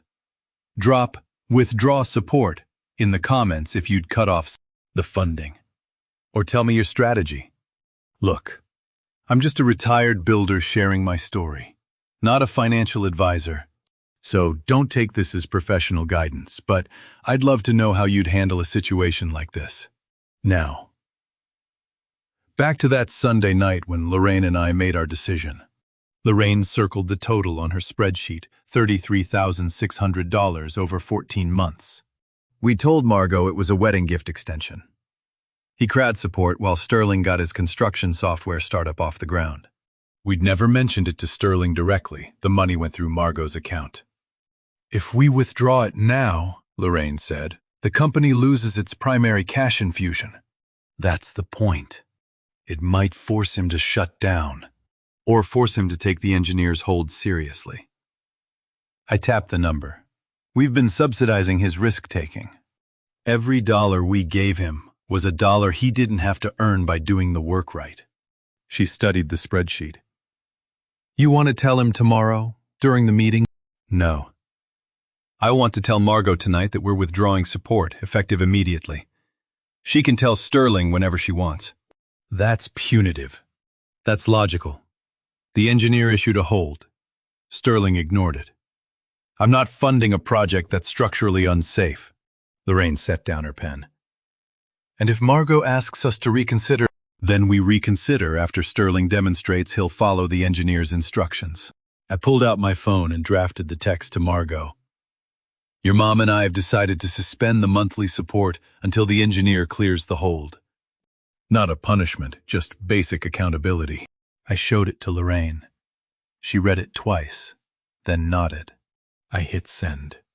How many times had I told young contractors that shortcuts compound until they collapse? The dual strategy was set Monday at 5 p.m.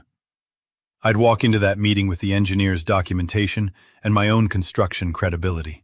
And starting tonight, Sterling's startup would learn to survive without our subsidy.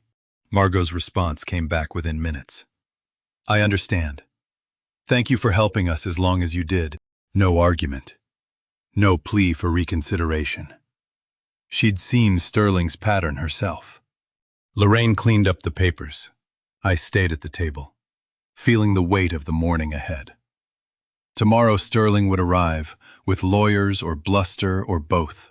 But he'd arrive knowing two things he didn't know tonight. His contempt had cost him his wife's trust, and his recklessness had cost him his father-in-law's funding. We'd been enabling his shortcuts for over a year, and only now, at the edge of catastrophe, had we found the clarity to stop. Monday morning, I left the house at 8:45 a.m., with Vernon's documentation in a folder on my passenger seat. The drive to Wantage Township took 30 minutes. The circular saw scream to life 6 feet from the cabin's central post. I heard it before I saw it. A high whine cutting through the June morning as I turned onto the gravel access road. My truck crested the ridge, and the scene came into view. Sterling's SUV parked near the site trailer. A commercial demolition truck with Kowalski and Sons stenciled on the door. And 3 men in hard hats clustered around my father's structure. The roof was already gone. Shingles, decking, rafters stripped down to bare frame. I checked my watch, 9:20 a.m. The site permit allowed work starting at 7. But this was more than 2 hours of progress. Sterling had started early. Very early. He'd been racing to create irreversible damage before any legal hold could stop him. I parked 30 yards back and stepped out, carrying the folder. The foreman was a thick-shouldered man in his 50s, directing a younger crew member toward the southeast corner post. He saw me approach and paused, one hand raised to signal a hold. "Help you!" he called over the saw noise. "Dale Kowalski." "That's right. I'm Leland Whitfield. I need you to stop work immediately." Sterling emerged from behind the trailer, his face already hardening. "What are you doing here?" "I'm the engineer of record for this structure. You cannot proceed without my clearance." Kowalski glanced between us, reading the room.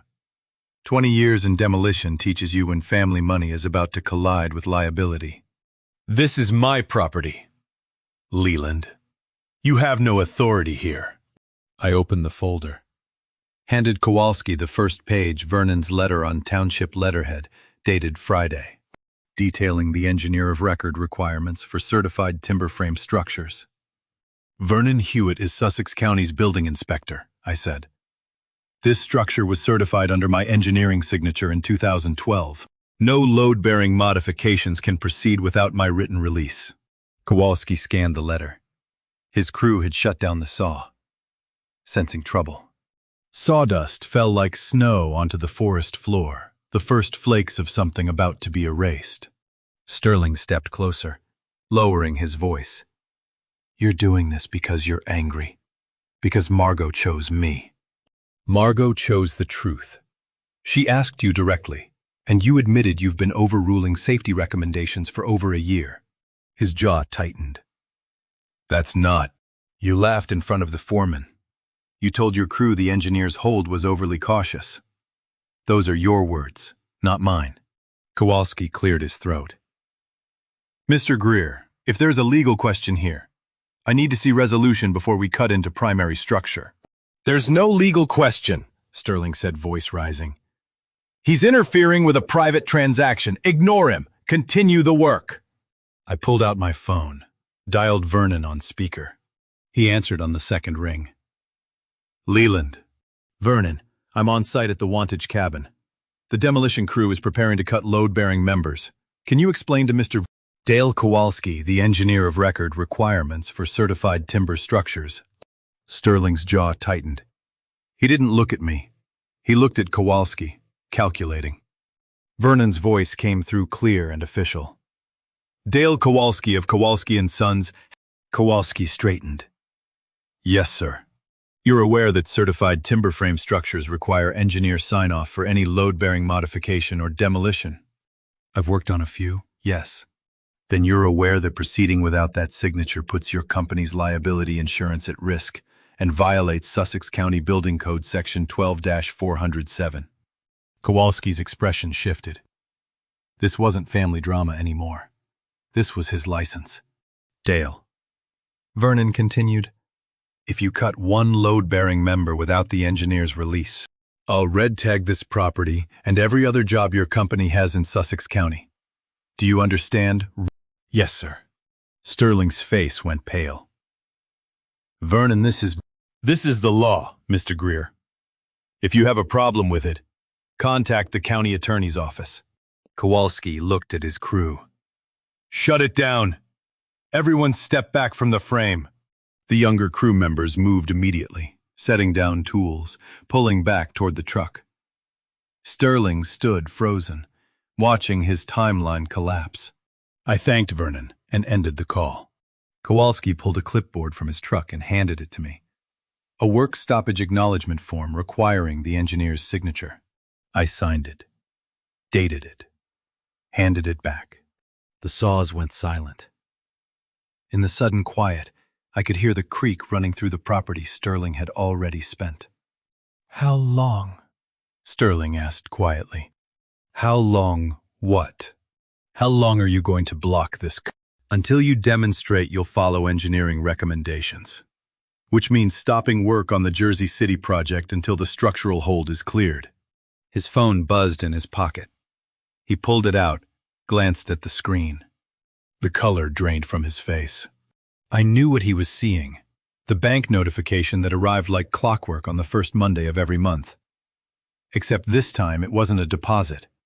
It was a reversal. A withdrawal of $2,400 with a memo I'd written Sunday night. Family support discontinued. Kowalski and his crew were already packing tools into the truck, avoiding the confrontation they could feel building.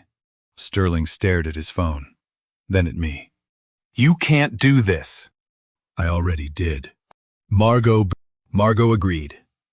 She said thank you for helping as long as we did. He stood there, phone in hand, watching 14 months of hidden subsidy evaporate in a single notification. The cabin sale was blocked. His monthly cash infusion was gone.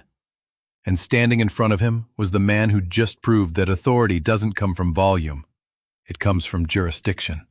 Kowalski climbed into his truck. The crew followed. They'd be paid for the day, but there'd be no more cutting. Sterling looked at the cabin frame, still standing, then back at me. "This isn't over." "No," I said. "It's not." But for the first time since this started, I wasn't the one scrambling. Kowalski pulled his radio from his belt and keyed the county dispatch. "Dispatch, this is Kowalski Demo Crew. Parcel 14-3-22 Wantage Township. Need confirmation on engineer hold before we clear the site." Static crackled. Then a woman's voice. "Hold on, file. Let me pull it up." Sterling still stood near his SUV, phone gripped in one hand, staring at the screen. The notification hadn't changed. The money was gone. The radio crackled again. "Confirmed. Engineers hold filed Friday, June 7th, 11:07 a.m. Engineer of record, Leland Whitfield. No structural work authorized until written clearance." Kowalski clipped the radio back to his belt, nodded to me. That's what I needed to hear. Friday. I'd filed on Friday, before Sterling had even scheduled this crew. Sterling's head snapped up. "Friday." "That's what she said," Kowalski replied, already walking toward his truck. "The meeting was supposed to be today, Monday at 5 p.m. You—" Sterling turned to me, his face shifting from shock to fury. "You set me up." "I protected the structure," I said. "Vernon walked me through the process on Thursday. I filed the paperwork Friday morning, before you could create a fait accompli." "You had 3 days to tell me. You had 3 days to follow the engineer's recommendations on the Jersey City project. You chose demolition instead." Kowalski's crew loaded the last of the equipment into the truck bed. Metal clanged against metal. One of the younger workers glanced back at us, then quickly looked away.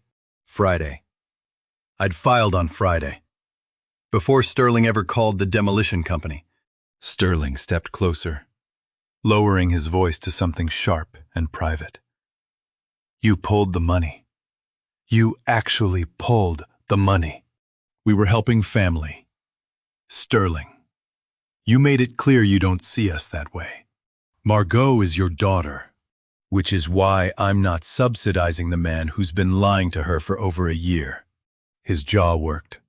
The phone was still in his hand, the screen dark now, but the notification was burned into both our minds. Reversed. Family support discontinued. "You're destroying me," he said quietly. "You understand that without this sale, without that support, everything falls apart. Then maybe you should have built something that could stand on its own." "I built a business. I built a future. You built it on shortcuts and contempt and our money. And now you're angry because the foundation isn't holding?" Kowalski's truck rumbled to life. The crew cab was full. They'd be filing their hours, marking the job as incomplete, citing engineer hold. Professional. Clean. No liability. Sterling's voice dropped even lower, almost a hiss. That money kept us afloat. Margot's apartment, the startup costs, the bridge loans when clients delayed payment. "You were supposed to be helping us." "We were. For 14 months. Every first Monday." "And you just decided we didn't deserve it anymore?" "We decided honesty mattered more than enabling your recklessness." How many times had Sterling accepted that deposit without once wondering why his in-laws were so generous? The truck pulled past us. Kowalski raising 2 fingers in a brief salute as he turned onto the access road. The sound of the engine faded into the June morning. Birdsong returned. The creek murmured somewhere below the ridge. Sterling and I stood 20 feet apart, my father's cabin frame rising between us like a skeleton of everything we'd lost. "Margot will side with me," Sterling said finally. "You know that, right? I'm her husband." She already made her choice. Sunday she was angry. "She'll come around." I didn't answer. There was no point. Sterling opened his phone, scrolled, stopped. His thumb hovered over a contact. "I'm calling her, right now, you'll see." He didn't call. He just stood there, holding the phone like a prop in an argument he'd already lost. That's when I heard the second car. Margot's sedan came up the access road slowly, gravel crunching under the tires. She parked behind my truck, killed the engine, stepped out. She was wearing jeans and a plain white shirt, sunglasses hiding her eyes. She took them off as she walked toward us, her gaze moving from Sterling to me to the cabin frame and back. Sterling straightened. "Margot, thank God. Tell him what this is doing to us." She stopped 10 feet away, looked at her husband for a long moment. "I know what you said about him, Sterling. To the foreman, to your friends, for over a year. That's not it's taken out of context. Construction talk. You know how it is." "I know how you are." "Margot, he pulled our money. He blocked the sale. He's trying to—" "This isn't about the cabin anymore." Sterling's mouth opened, closed. His hand with the phone dropped to his side.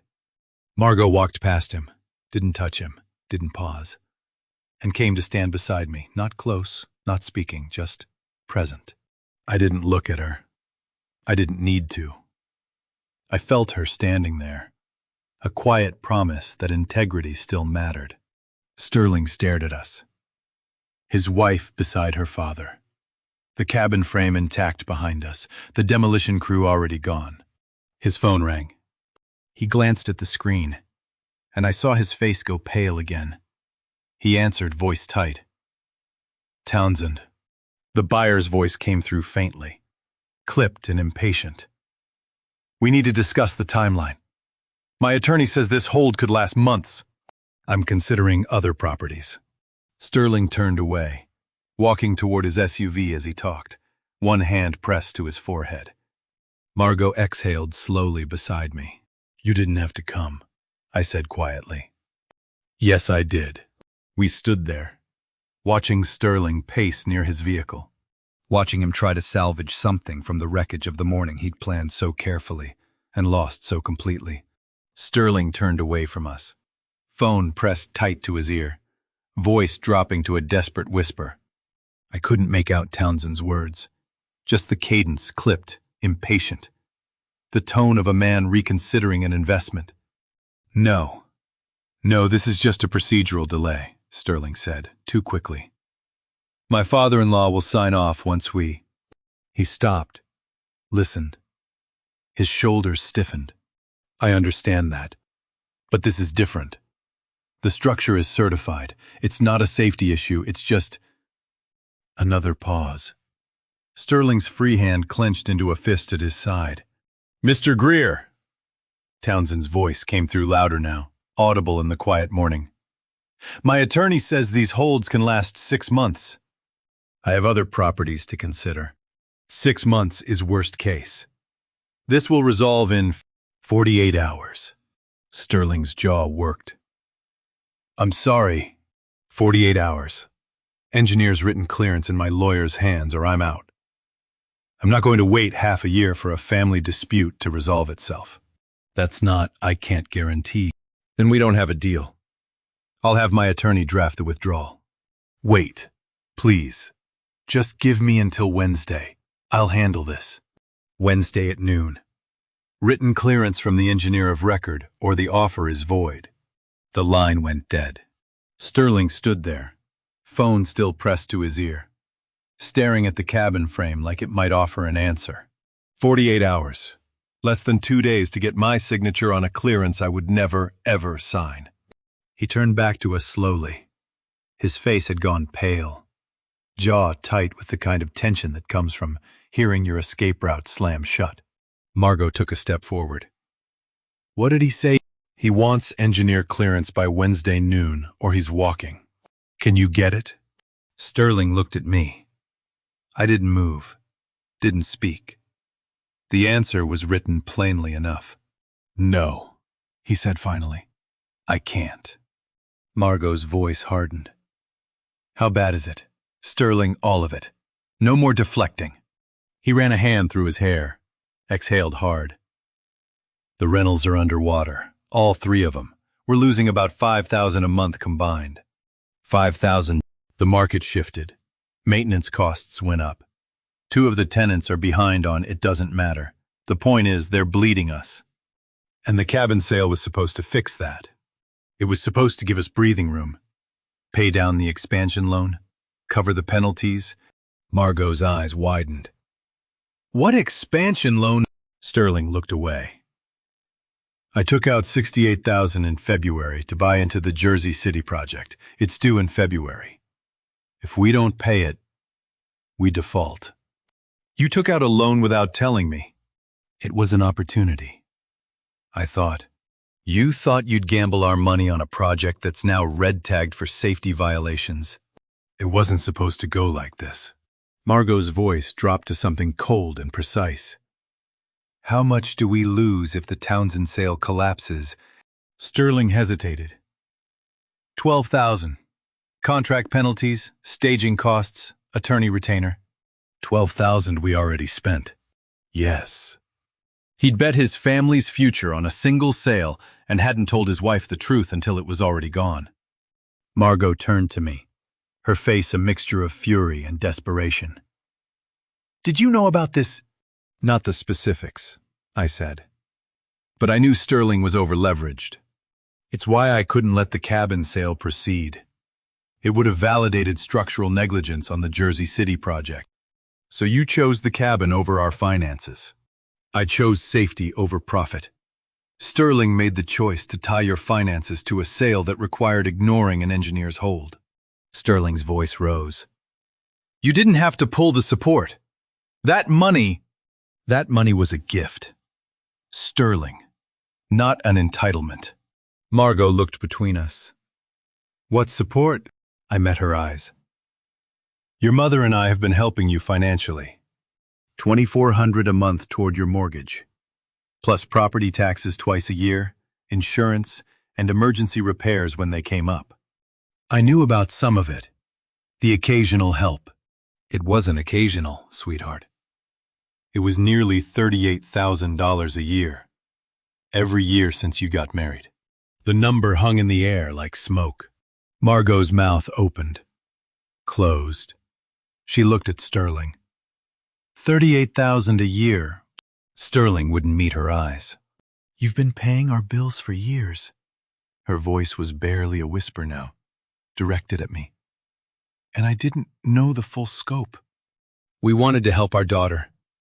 We didn't realize we were subsidizing contempt. Contempt. Sterling spent over a year telling his crews, his foremen, his business contacts, that I was out of touch, irrelevant, too old to understand modern construction, while living in a home we were paying for. Margot turned to Sterling. Is that true? He didn't answer. Sterling, is it true?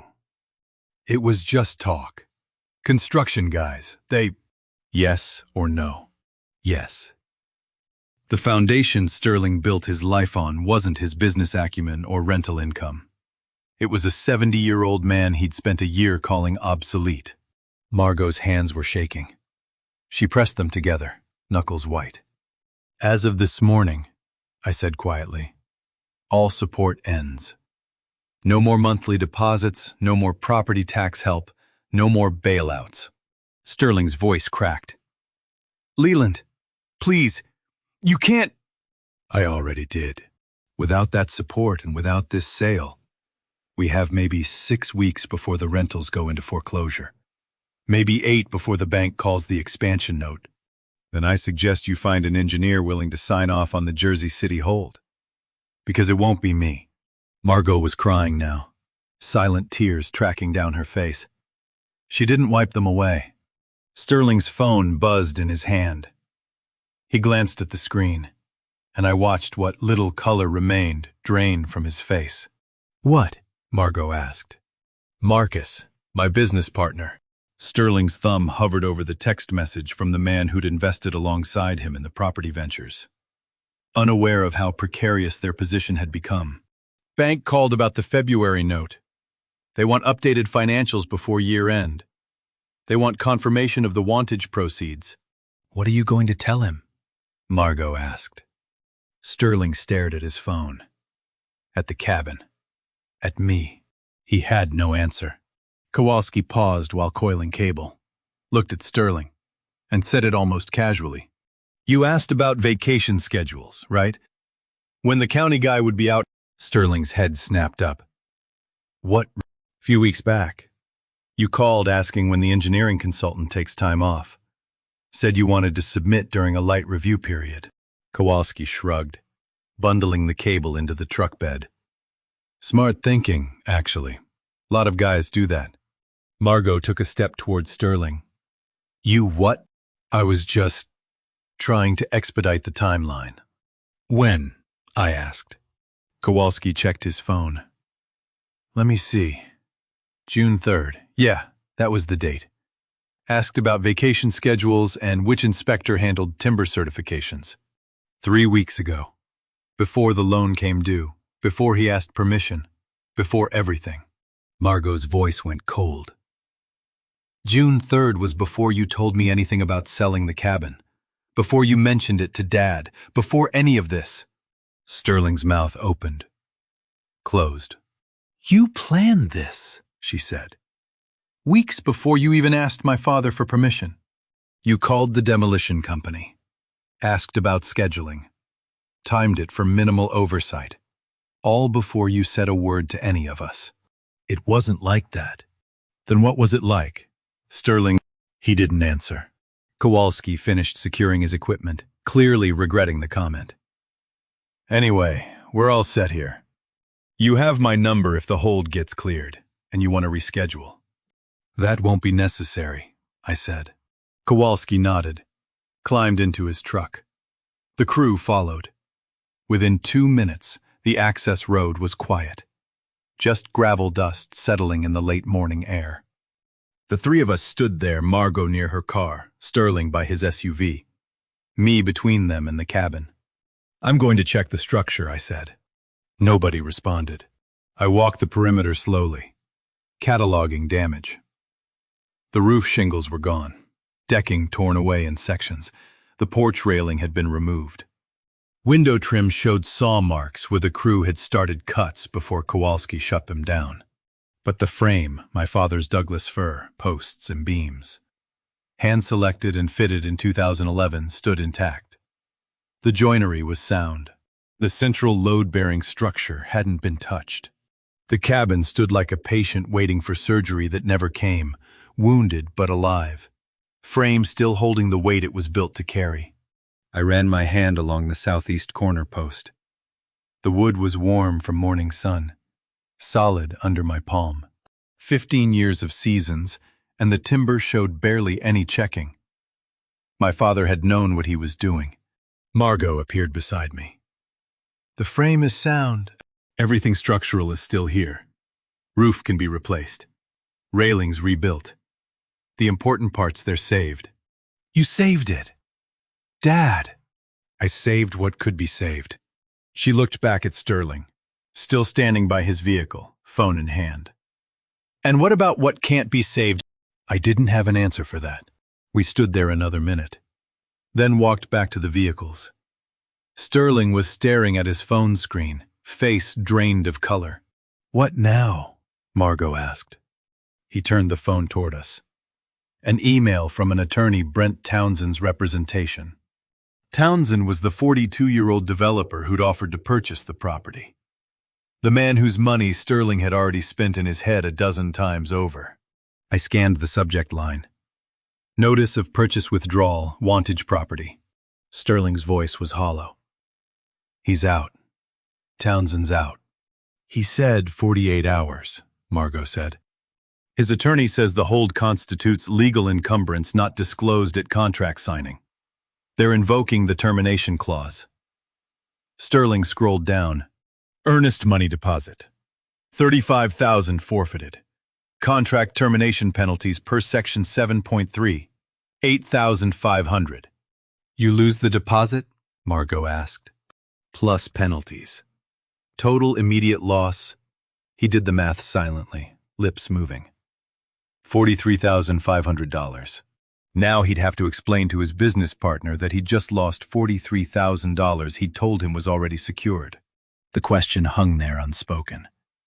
But I could see Sterling calculating it, running through scenarios, finding no path forward. I need to call Marcus, he said quietly. He's going to ask about... His phone rang. Marcus's name on the screen. Sterling stared at it. Let it ring once, twice, 3 times. Answer it, Margot said. I can't. Not yet. I need to figure out... Answer it, or I will. The ringing stopped. Voicemail. Sterling exhaled, leaned back against his SUV. The bank wants financials. Marcus wants confirmation of the sale proceeds. The mortgage company flagged our account Friday for payment irregularities. He looked at me. And you pulled the support that was covering all of it. We pulled support you were using to subsidize recklessness. I was building something. Trying to create security for my family. You were gambling with other people's money and calling it business. Margot's phone buzzed. She glanced at it, then looked at Sterling. It's your attorney. He's forwarding the same withdrawal notice with a memo, significant financial exposure. We need to discuss options immediately. Sterling pushed off from the SUV and started pacing. Options. What options? The sale is dead. The deposit is gone. The penalties are due. The bank wants numbers I can't give them. Marcus is going to realize... He stopped, ran both hands through his hair. Everything falls apart from here. Everything. I stood watching him, feeling nothing. Not satisfaction, not pity. Just the quiet certainty that this was always where the shortcuts led, to a gravel lot in Wantage Township, with a saved cabin and a collapsed future. Sterling's phone buzzed again, another text. He looked at the screen and went pale. What? Margot asked. Mortgage company. They're requesting full financial disclosure within 10 business days to evaluate continued loan servicing. 3 notifications in 20 minutes. The withdrawal, Marcus's call, the mortgage demand. The collapse wasn't coming. It was already here, arriving in waves too fast to answer. Sterling looked at the cabin, then at me. Please, he said quietly. Sign the clearance. Let me salvage something from this. No. Leland, the answer is no. Today, tomorrow, next week, the structure stays protected, and you stay accountable. His phone rang again. Marcus. This time, he couldn't ignore it. 5 months after the cabin site confrontation. I stood in the doorway of Margot's childhood bedroom, watching her unpack. The room looked smaller than it had when she left for college. Or maybe she just took up more space now. 2 suitcases lay open on the bed. She was folding a sweater, placing it in the dresser drawer where she used to keep her track team uniforms. Lorraine appeared beside me in the hall. Does he know you're here? She asked quietly. Margot didn't turn around. I left a note. I told him I needed space, not where I was going. How long?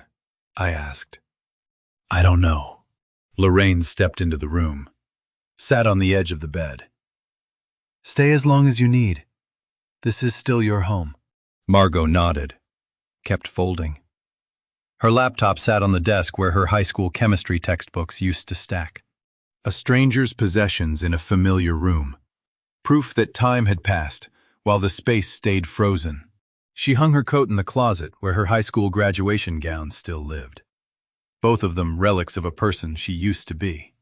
Over the next 5 days, Margot worked remotely from her bedroom, joined us for dinners, spoke when spoken to. She didn't cry, didn't rage, just existed in the quiet space between decisions.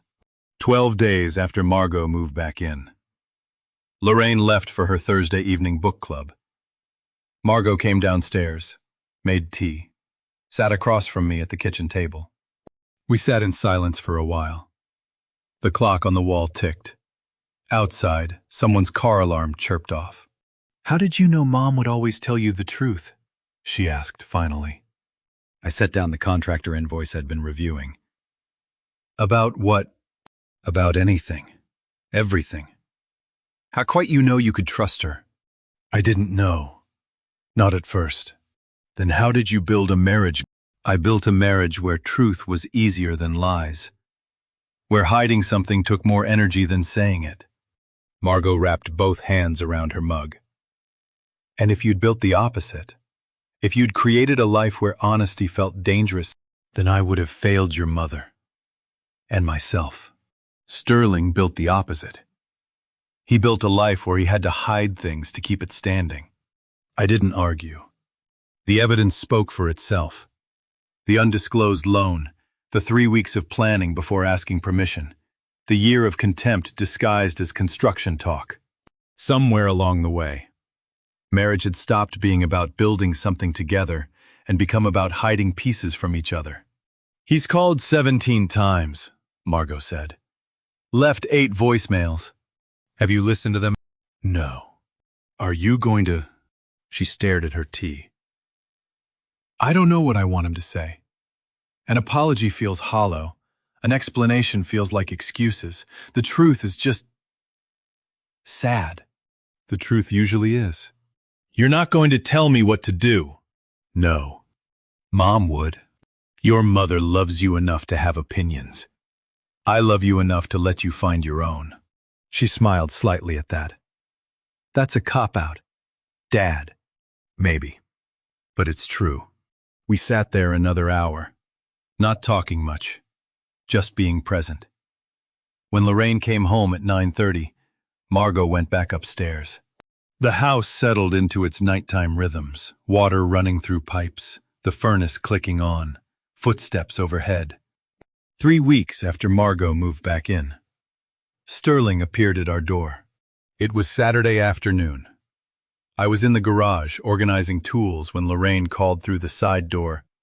"Leland, you have a visitor." I found Sterling on the front porch, hands in his jacket pockets, face drawn. He'd lost weight. The sharpness in his features looked less like youth and more like erosion. "Is Margot here?" he asked.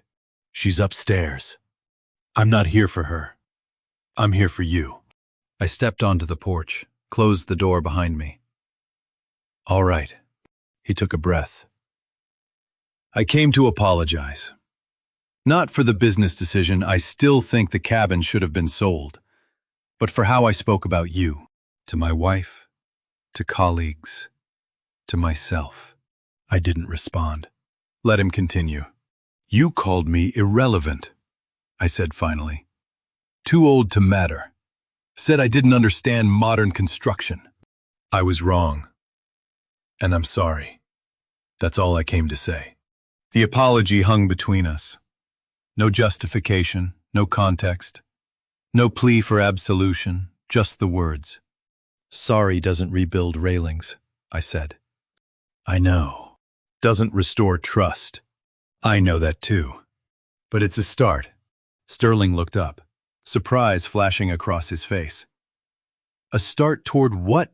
"That depends on what you do next." From the upstairs window, I caught movement. Margot, half hidden by the curtain, watching us. I wondered if she was seeing Sterling clearly for the first time in years, or if clarity had been building slowly through every revealed deception. Sterling followed my gaze. Saw her. His hand lifted slightly, an aborted wave. She didn't move. "I should go," he said quietly. "Probably." He walked to his car. A different vehicle than the SUV he'd driven to the cabin site. This one, older, less expensive. Whatever financial reckoning had come, it had already started reshaping his life in visible ways. After he drove away. I stood on the porch another minute. The December air was cold, sharp in my lungs. Down the street, Christmas lights were starting to appear on houses, life continuing its seasonal rhythms while families fractured and tried to heal. The door opened behind me. Margot came out, wrapped in her winter coat. "You heard," I said. "All of it. And I don't know yet." She stood beside me, both of us looking at the street where Sterling's car had disappeared. "What are you going to do about the cabin?" I looked at her carefully. "That depends. Are you asking as my daughter or as Sterling's wife?" She didn't answer, just looked at me for a long moment, then went back inside. 1 month later. I heard a truck door slam and looked up from the damaged railing section. Margot was walking toward me across the gravel, work gloves on her hands, and a tool belt slung over her shoulder. The same canvas belt I'd given her freshman year when she helped with the deck extension. She hadn't asked permission to come, hadn't called ahead. "I didn't know you were coming," I said. "I figured you could use another set of hands, like old times." I gestured at the pile of replacement balusters Vernon had helped me source from a timber yard in Pennsylvania. "You remember how to hold a level up better than you remember how to cut a straight line." It wasn't quite a smile, but it was close. She set down her tool belt and picked up the measuring tape. I marked the first section, and she held the baluster steady while I checked the angle. The December air was cold enough to make our breath visible, but the work warmed us quickly. We fell into the rhythm of people who'd built things together before me, measuring twice. Her holding steady, both of us trusting the other to do their part. For the first hour, we barely spoke, just the sound of saw teeth on wood, the tap of the hammer setting nails, the creak of the old frame settling under our weight as we moved along the porch perimeter. "You've done a lot already," she said, running her hand along the new roof decking I'd installed the week before. Vernon helped with the heavy sections. I've been coming up on Saturdays. Alone, mostly. Your mother came once, made sure I wasn't trying to do the ridge beams solo. Margot smiled at that. Smart woman. The smartest. We worked another hour. The cabin was taking shape again. Not restored, not yet, but visible as something that could be saved. The frame had been good all along. It just needed the cosmetic pieces rebuilt around it. "Will you help us again?" Margot asked suddenly. "Financially, I mean, if Sterling and I stay together?" I set down the drill. "That depends. Can you two build honesty into your foundation? Or will you just paper over the cracks?" "I don't know yet, but I'm not going back until I know the answer." "Then you've already answered my question from 2 weeks ago." She looked at me. "Which was?" "Whether you're asking as my daughter or his wife. You're asking as your own person. That's progress. How many marriages survive on love alone when the foundation underneath is debt, deception, and contempt?" She picked up another baluster, held it in place while I lined up the pilot holes. "He filed for bankruptcy. Chapter 13. Told Marcus everything. The over-leveraged rentals, the expansion loan, the penalties from the Townsend withdrawal." "When?" "Last week. Marcus is furious, but he's staying in the partnership on conditions Sterling gives him full financial oversight." That's accountability. "Is it enough?" I drilled the first screw, then the second, before answering. "That's not for me to decide." We finished the porch railing by late afternoon. The sun was already low, casting long shadows across the property. Margot stood back, assessing our work. "It's good," she said. "It'll do. Better than that. It's solid." She helped me load the tools back into my truck. We stood there a moment, looking at the cabin, wounded but standing, frame intact, slowly being restored to what it was meant to be. "Thank you for letting me help," she said. You didn't ask permission. No, I didn't. Good. That evening, Lorraine and I sat at the kitchen table after dinner. Margot had gone upstairs to shower, and the house was quiet except for the sound of water running through the pipes. She asked if we'd help them again, I said. Lorraine set down her tea. What did you tell her? That it depends on whether they can build transparency instead of papering over problems. And I told her that's her decision to make, not ours. Lorraine was quiet for a moment. We gave them $2,400 a month for 14 months. $33,600 total. I know. We can't do that again, not at that level. I agree. But some help if they demonstrate real change. Maybe. Selective, targeted. No blank checks. And Margot needs to own her part too, Lorraine said. She's 36 years old. She enabled this by not asking harder questions when Sterling was spending money they shouldn't have had. That was the piece I'd been turning over in my mind all afternoon. Margot wasn't just Sterling's victim. She'd lived in the apartment, enjoyed the lifestyle, accepted our monthly help without asking why it was needed or where their own money was going. She's an adult, I said. If we help again, it's conditional on both of them taking ownership. Agreed. Lorraine reached across the table and squeezed my hand. Both of us understanding that letting go is sometimes the truest form of love. What did Vernon say about the cabin? She asked. He'll do a final inspection once I finish the trim work. Probably early February. He thinks the frame will pass certification again. Your father built something that lasted. He did. So did we. She looked at the ceiling, where we could hear Margot moving around in her old bedroom. We built a daughter who knows when to walk away from deception, even if it takes her time to get there. She hasn't left him yet. No. But she hasn't gone back either. That's its own kind of answer. The next morning, I was in the garage organizing the lumber scraps when Margot came downstairs with her phone in her hand. Sterling texted, she said. I waited. He filed Chapter 13 yesterday. Marcus knows everything now. He says he's done hiding.